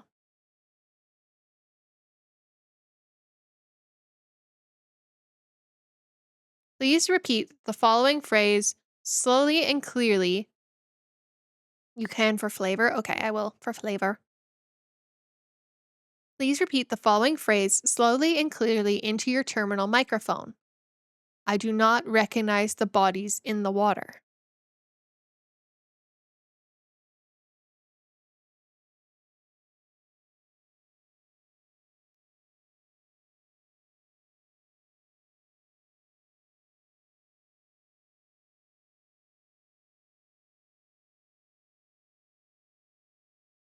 Yay, my user CRV is within an acceptable limit. Oh no, Patriot. Oh no. Special containment procedures. Under no circumstances are Foundation personnel to approach SCP 2316. Or, sorry, 2316. Observations of 2316 must only be carried out by remote dummy probes utilizing video and audio recording equipment. Those authorized personnel or those personnel adequately rated for exposure to cognitive hazard anomalies may review footage and audio of SCP 2316.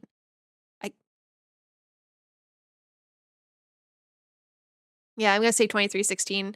The bigger numbers sound easier. I don't know why. The lake in which SCP 2316 is located has been quarantined and fenced off, and is to be routinely patrolled by individuals who have not been exposed to SCP 2316 and have no prior knowledge of its characteristics. You do not recognize the bodies in the water.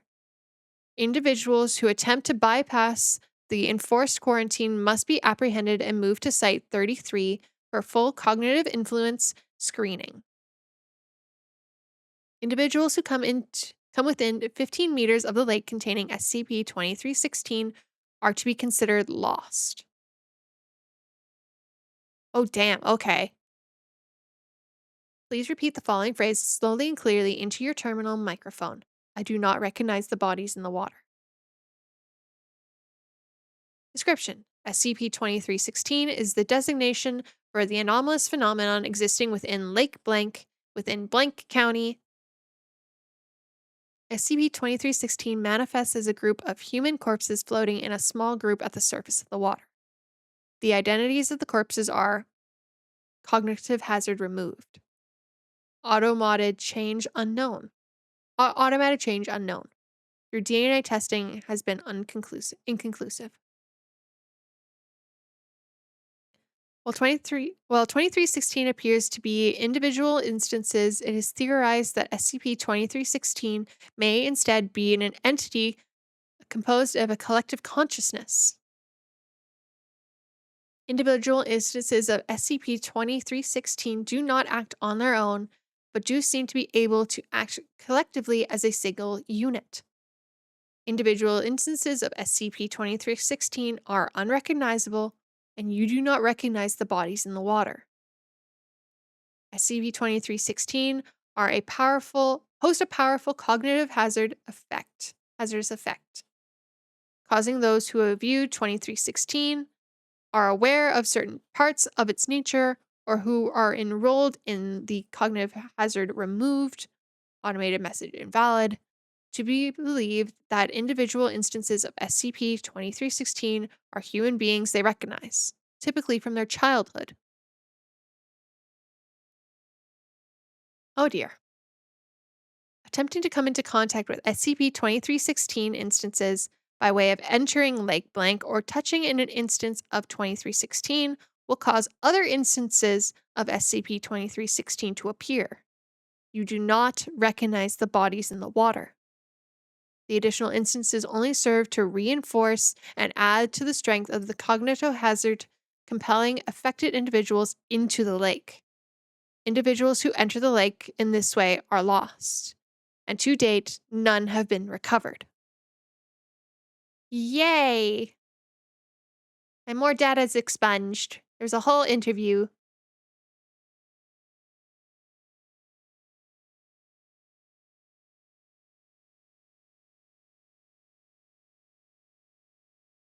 There's a whole data expunged. But once again, and we do repeat, I do not recognize the bodies in the water.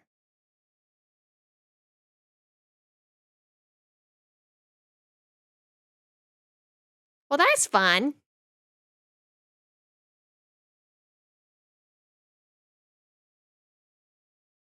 That's fun.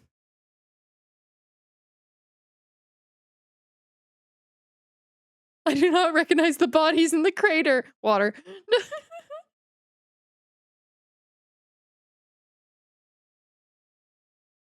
Hmm.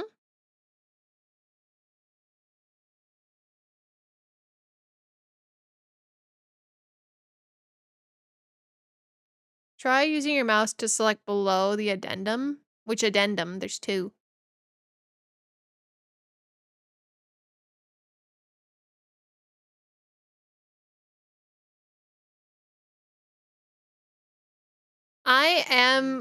It says click to scroll the footnotes, and I'm clicking and nothing is happening.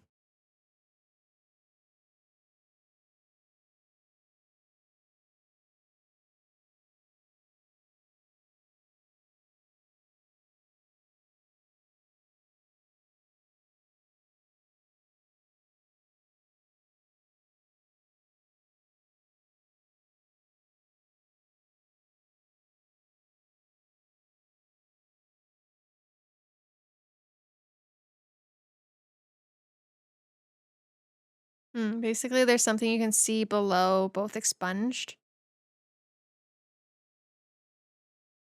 It just says below, below, below, below, below, below, below, below, below.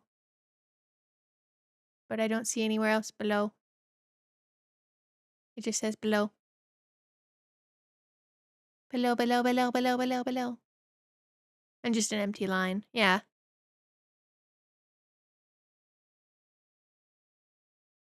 Yeah, you gotta highlight it. Click the line. Oh, Jesus.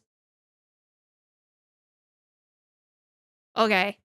I didn't know I had to click the line.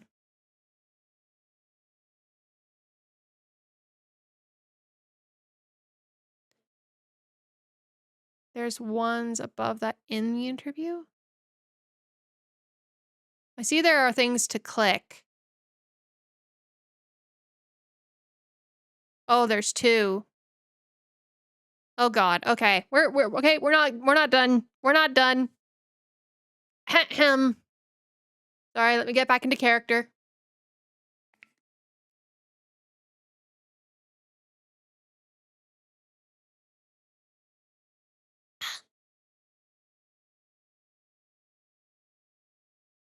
Actually, I'll wait for the ad to finish.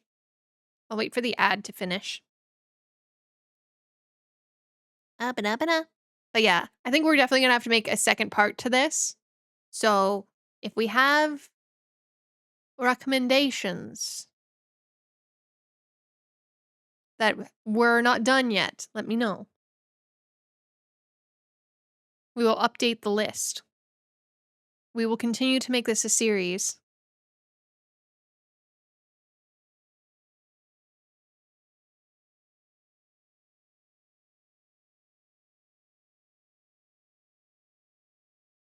I would say do the one below the interview first.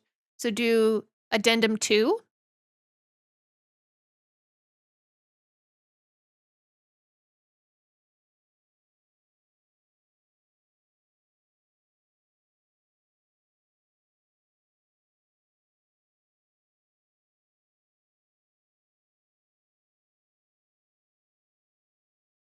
Or do the interview first.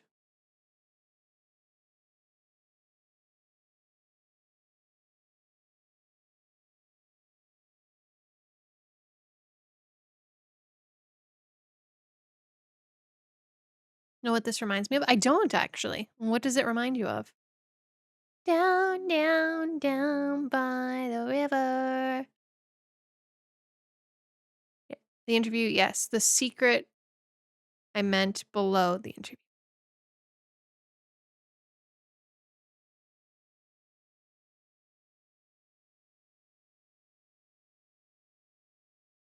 Yeah, but which one first? The error unrecognized user, the interview? Or the one that says invalid entry below, below, below?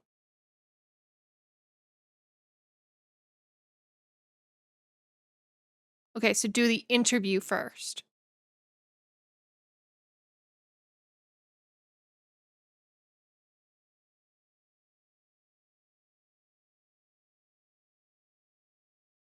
Yeah, I found both. Don't worry.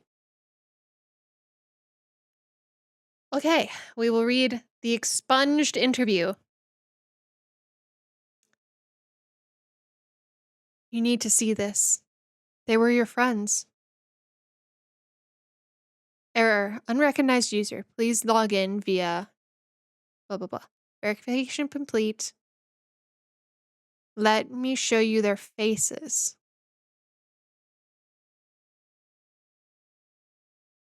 Begin log. Dr. Harrison. Did you ever feel compelled to enter the water? Like something was pulling you in? What? No, of course not. There's nothing wrong with them. They didn't drag me in. I saw them in the water and I went in myself. I need to see them. I wanted to hear what they were saying. They're my friends. When you entered the water, what did you see? Faces? My friends. Faces I recognized.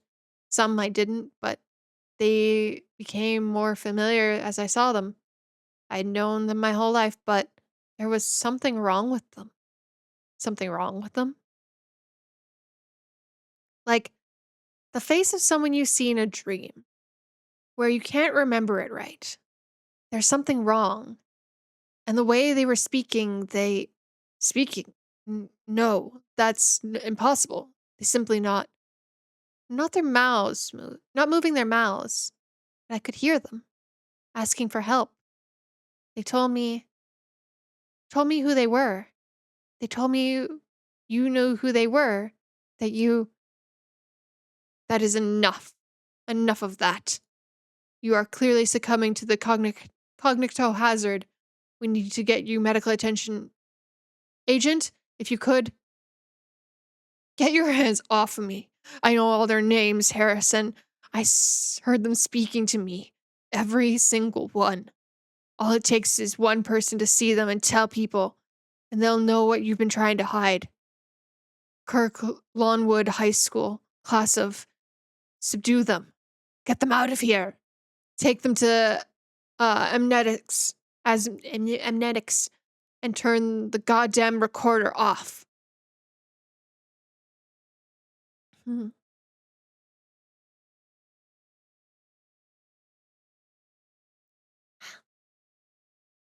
Addendum 2. You don't have a lot of time. You'll need to get away quickly. Go back to the lake, into the water. Look into their eyes. It's your friends, your classmates. You took the trip to the lake in the fall of 75, together, when you were young. Don't you remember? Look into their eyes. I know you hear them talking to you, just like they talk to me.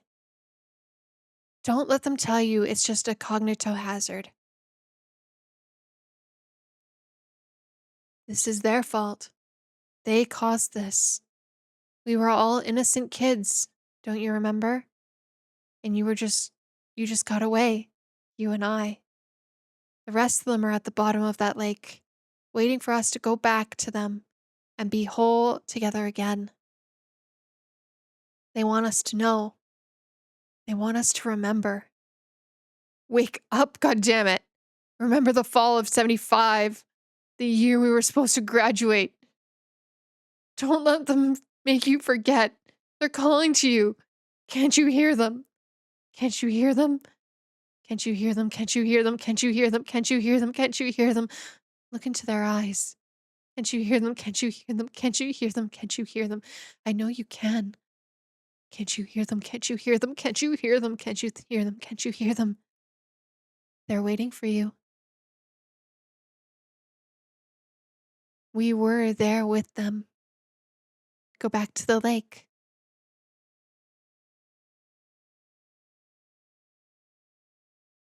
Also, thank you for the follow, Tired Skull. Welcome in.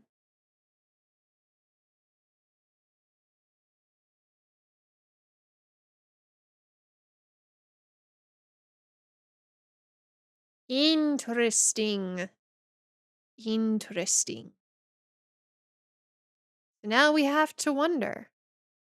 Is it? Is it not? Who can truly say?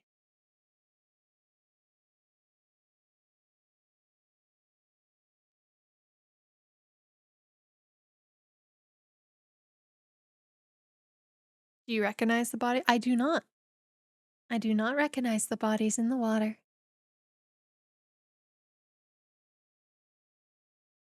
Mm-hmm. This one has story. This one I feel like there are a few interconnected ones. Mm-hmm. Lots of things with lots of secrets. And we like that. I love seeing the creativity behind, especially SCPs and like these kinds of stories. I love seeing the creativity that gets put into them. Because it's very wild. It's very crazy.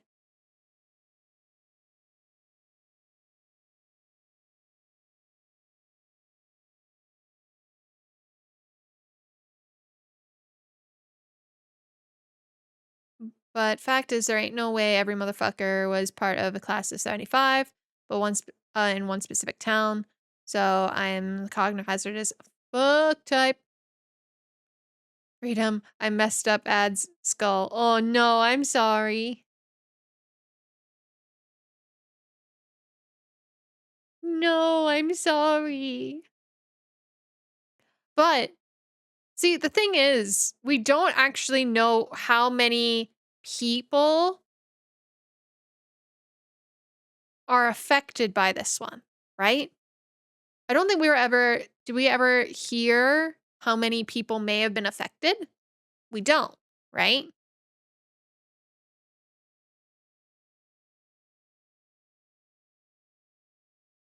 But we do, yeah, it says individual instances do not act on their own.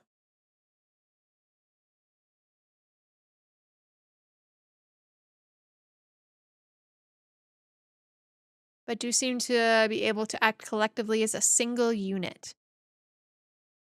So maybe it's less of a specific, but maybe there are like multiple versions, different worlds, different interconnectedness to this anomaly.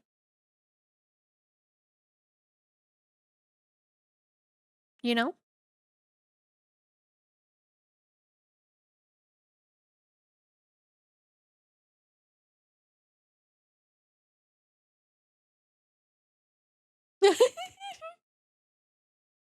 Funny you would mention different worlds too. Oh no. Oh no. Are we getting into a multiverse kind of argument? Or a parallel dimensions argument?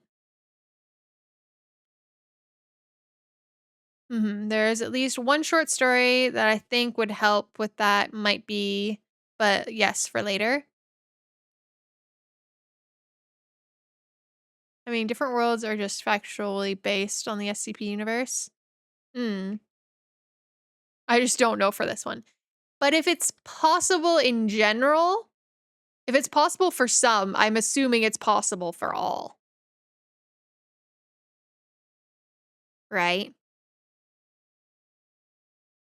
Or it could be possible for all.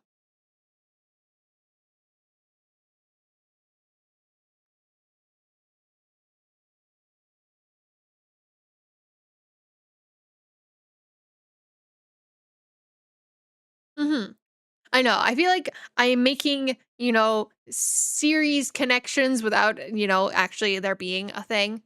Um, there may not be like already established, but why not? Why not think of it? Why not, have some fun? Let your imagination run wild with all the theories, all the options, all the possibilities.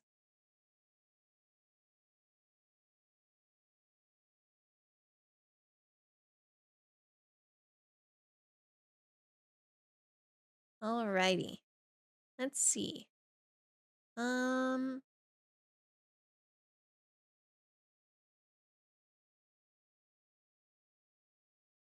we need to add a Oh Death or Here Were Dragons to the list. Oh, okay. Kane, you may have to update the list. Here Were Dragons is already in the list. Okay.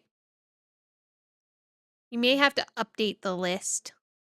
Um, so I have the oh, we also did get the addition of 3333? 333? I think that was also an added.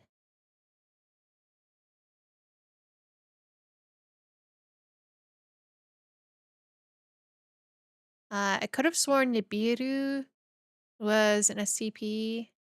Yeah, I think it's 3333. I will have to go back and confirm.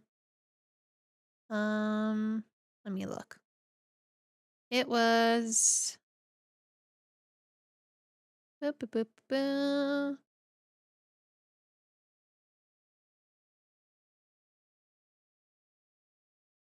Yes, 3,333.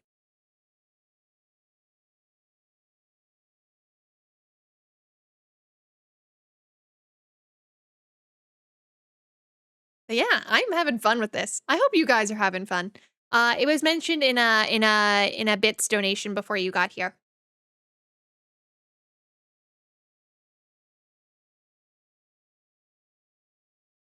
But yeah, I've been having fun with this. I've been having fun. I hope you guys are enjoying me just reading and theorizing and brainstorming with you. I hope you guys are enjoying this. I want to keep doing this. I hope that's okay. Sorry, I'm being a little like, I'm having fun. I'm enjoying myself. So, as long as you guys are having fun with it too, I hope we can continue the series, have some fun with it, you know? I don't know if we'll get through. I don't even want to know how many there actually are.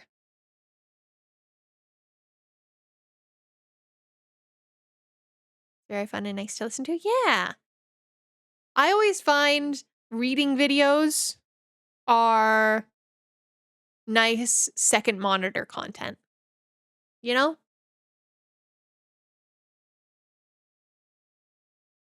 Like,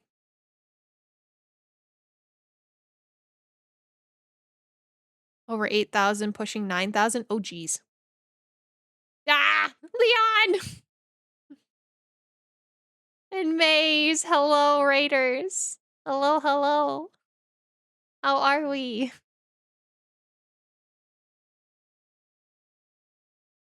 Also, thank you for the follow, Burl. Burlster, welcome in. Hello, Raiders.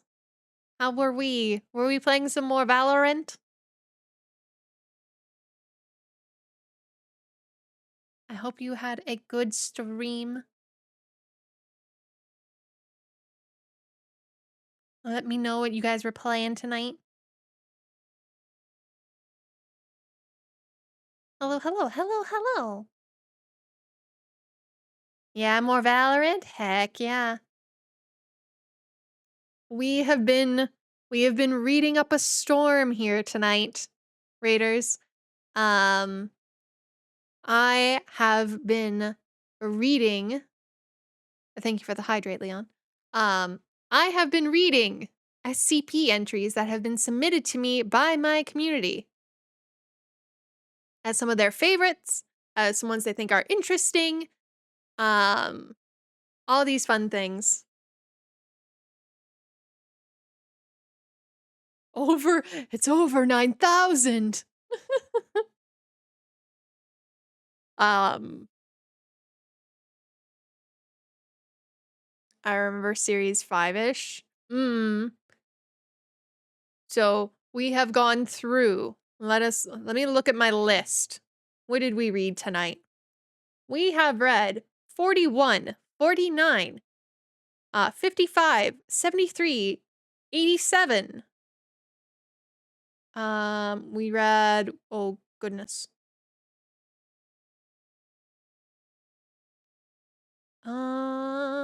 We just finished 23, 16, 999. That was the other one. And 999. We have been reading up a storm. I hope you had an amazing stream. If you do need to go get some rest, guys, please go get some rest. Thank you for stopping in. I very, very much appreciate you being here, but please make sure to prioritize yourselves and get some good rest. All right? Thank you so much. Thank you.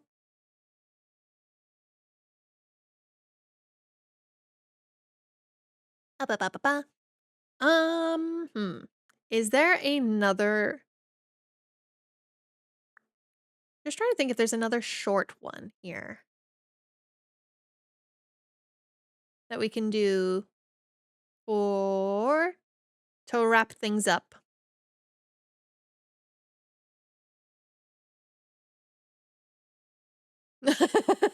Do we read Peanut? Do we read Peanut? Okay, we should read Peanut. We should read Peanut. Kane, for the link, do I have to get rid of the question mark?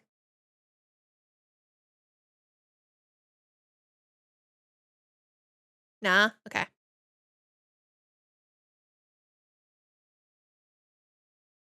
Okie dokie. I wonder if there's a little, hold on. Kane, can you send me like either a picture or a PNG of Peanut if I can have him on my stream? Or will that get me taken down?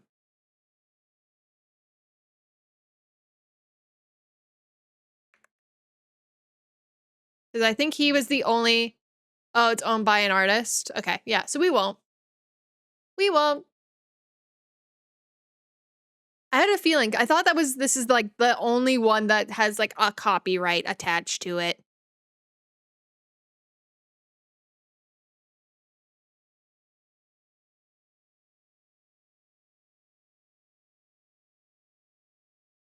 Well, there is new Peanut. Is there new Peanut?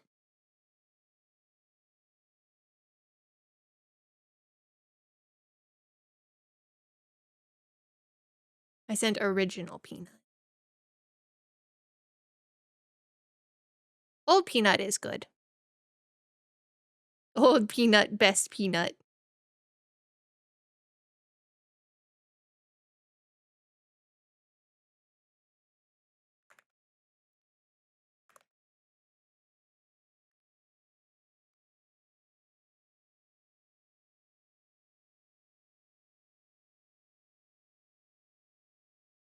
Yeah. Okay, we won't risk it, but if you are unsure of what Peanut does look like, I think all you need to do really is look up SCP Containment Breach. I feel like he's like the face of that game.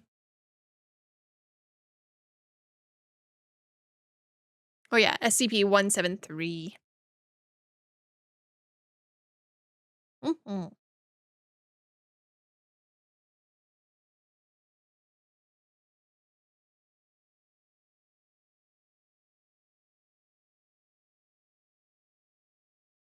Alrighty. Oh yeah, this is a nice short one to wrap up. Okay, perfect. I actually don't, is it bad to say I actually don't remember Peanut's lore? I just know Peanut is a thing and how he kind of works, but I actually don't know Peanut's lore.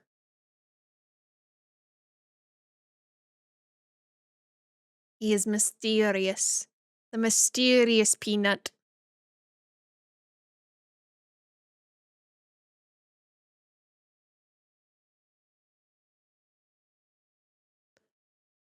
Alrighty. SCP-173. Object Class Euclid. Special Containment Procedures. Item SCP-173 is to be kept in a locked container at all times. When personnel must enter SCP-173's container, no fewer than 3 may enter at any time, and the door must be relocked behind them. At all times, 2 persons must maintain direct eye contact with SCP-173 until all personnel have vacated and relocked the container.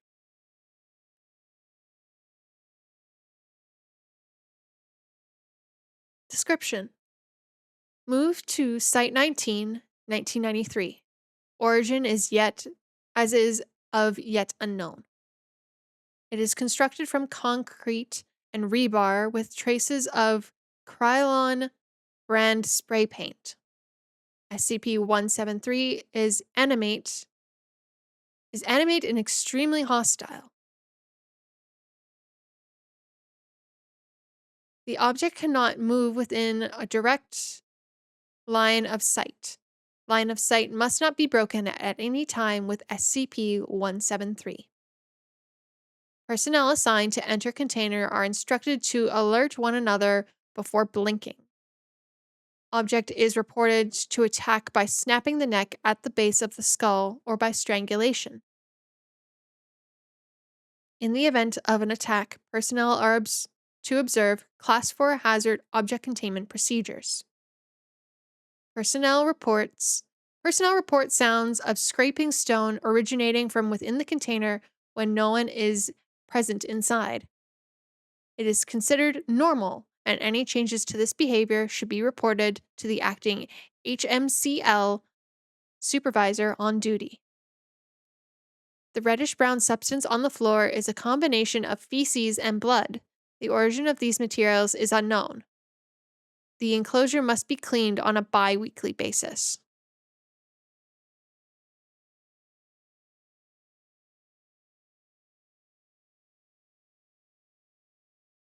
And that is Peanut. And he was our origin. He is our origin story.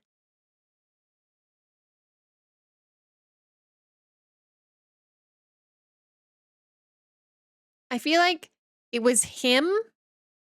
There's another one that I can't remember the number of, but there was another one that I remember being very important. Fun fact. Ooh, fun fact, please. Yes, please. And 96. Which one is 96? Was that one on our list? It is. Okay, cool.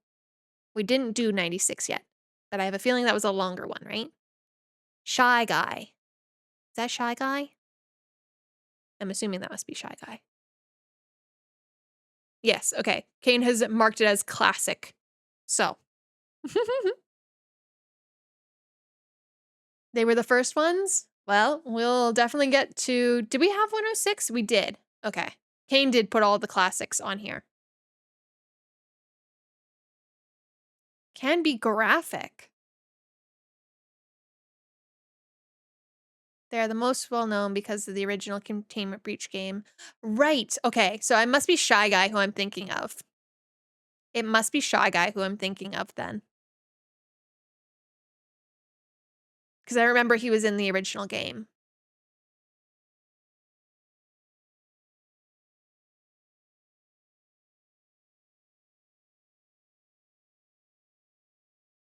As well as with Lizard.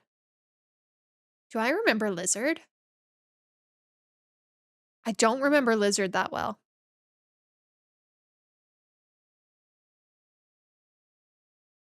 Oh, it's 862. Okay, cool.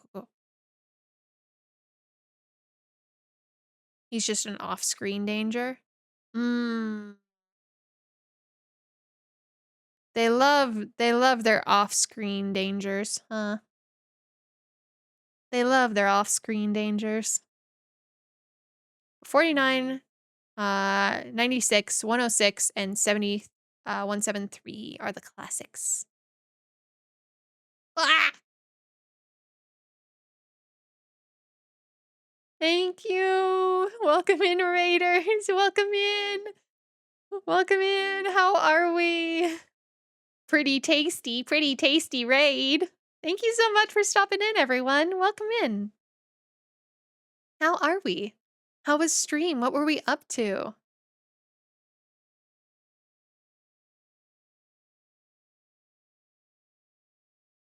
We made snake eat poison mushrooms? Huh? He didn't appreciate. Oh, are you playing Tomodachi Life?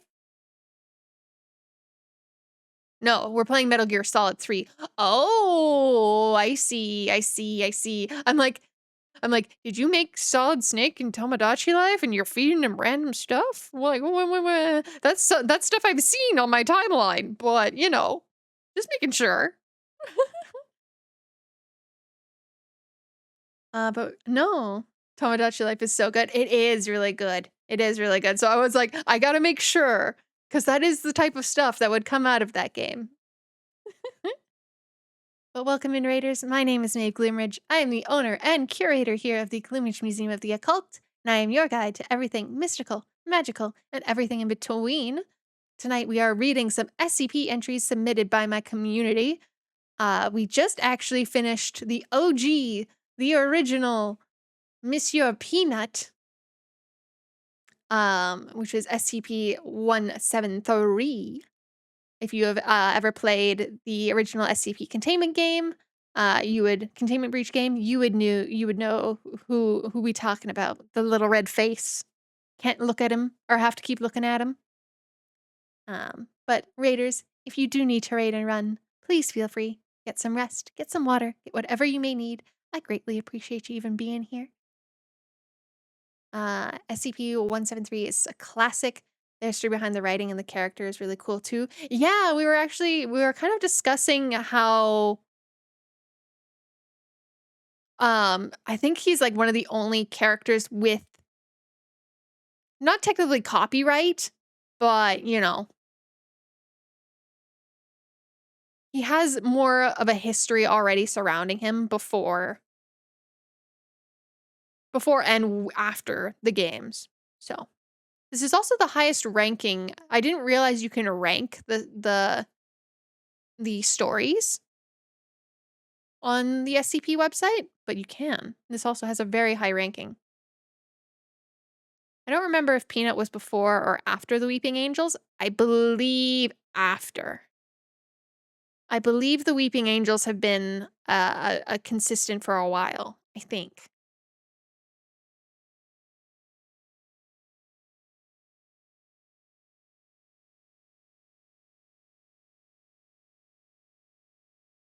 The original image was not licensed from the artist.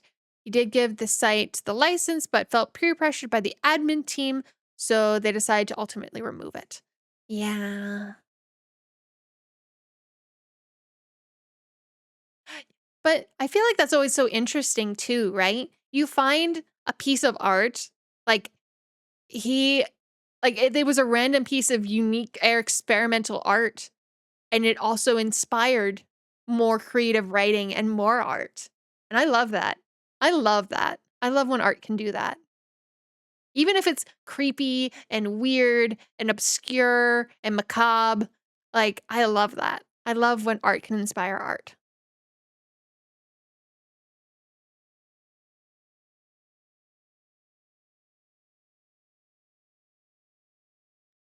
That was sort of correct. To be clear, the admin team thought he was peer pressured by the community. Ah, I see. To be honest, it inspired one of the most fundamental, important pieces of internet lore out there. It did. I feel like,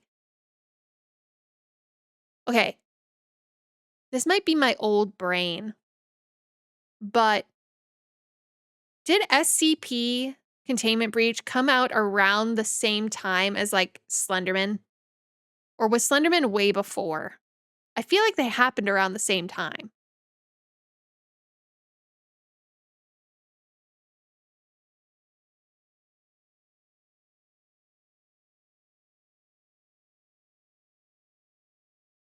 Wait, what is SCP Containment Breach? SCP Containment Breach is a video game where you enter the facility of SCP, of this organization, of the Foundation, to kind of track down, and I think we were trying to figure out what happened to staff, I think, or was it just you were dropped into the Foundation? Yeah, it's a really old game, but they made this with a bunch of the OGs, and it kind of, you're a D class, and containment breach happens, so you're like, "Fuck it, I'm out of here." So yeah, you're trying to get your way out of the facility. That's what it was. Thank you, Kane. It's a survival to get out of the facility. Slenderman is, so it's like, I don't know that one. I would have to look at that one, Chase, but possibly.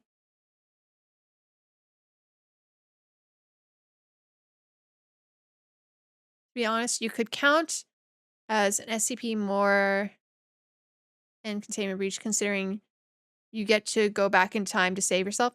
Fair enough. That is, you're not wrong. You're not wrong, Wolfgang.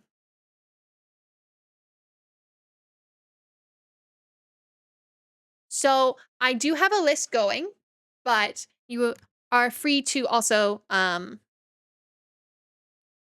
yeah. So in the Discord, we do have the full like list, but you are also free to put some in the chat, and I can let you know which ones we have read. Um, But we will be continuing this. This will be a multiple stream thing because I'm having a lot of fun with it. And I think having these conversations about creative writing is really fun. I love seeing all these things and how people react to them. But yeah, you're free to put it in the Discord into the SCP reading stream. And we will make a full list and continue this list as we go through.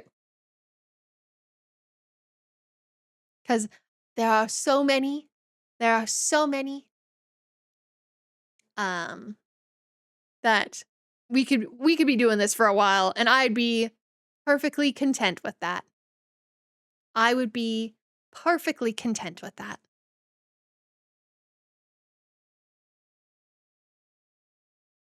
But yeah, let me actually go through. Let me where is that list? So we read. Let me just update the list.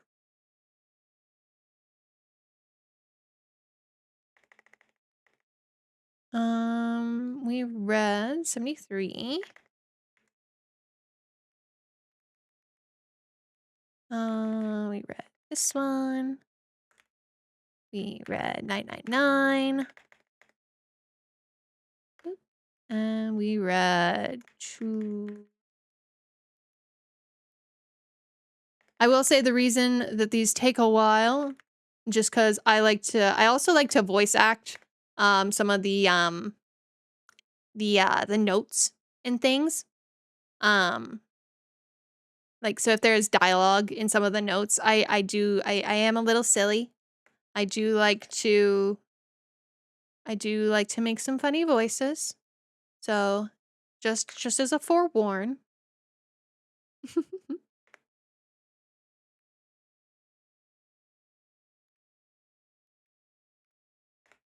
Whoop, boop. Okay. That should be good. So these are what is left. So left today is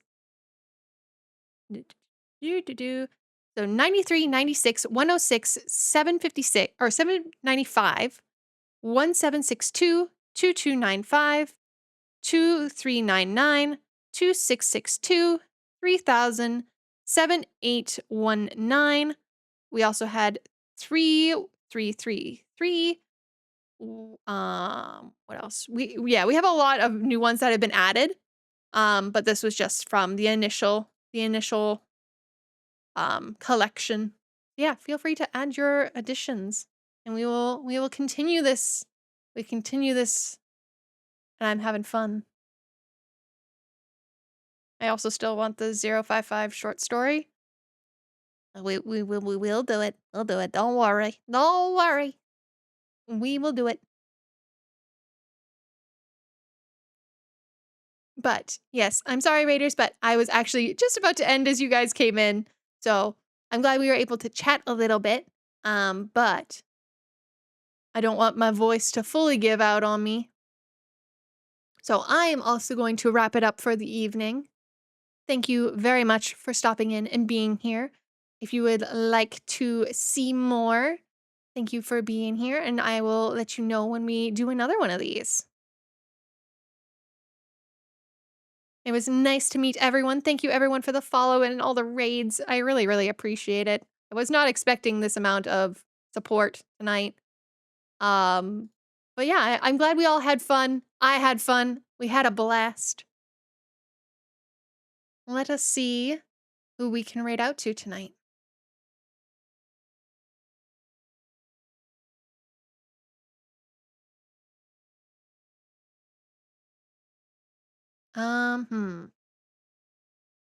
Do we? I feel like if I drop in on who I'm thinking of dropping in on, we might jump scare him. Do we jump scare him? It'd be fitting as SCP for SCP. Is it the bottom? Yes. It is who you think. Yeah, so we are gonna go surprise Mr. Mega Crazy Pain.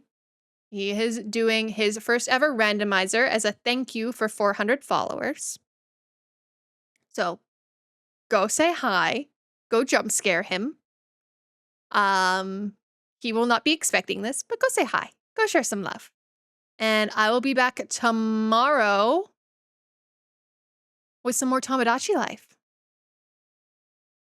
All the spicy things are happening in Tomodachi Life, so we will pick up our spice from there. All right, chat. Thank you for hanging out tonight. I greatly appreciate you being here, and have an amazing rest of your evening. All right. Bye-bye. Bye-bye. Bye-bye.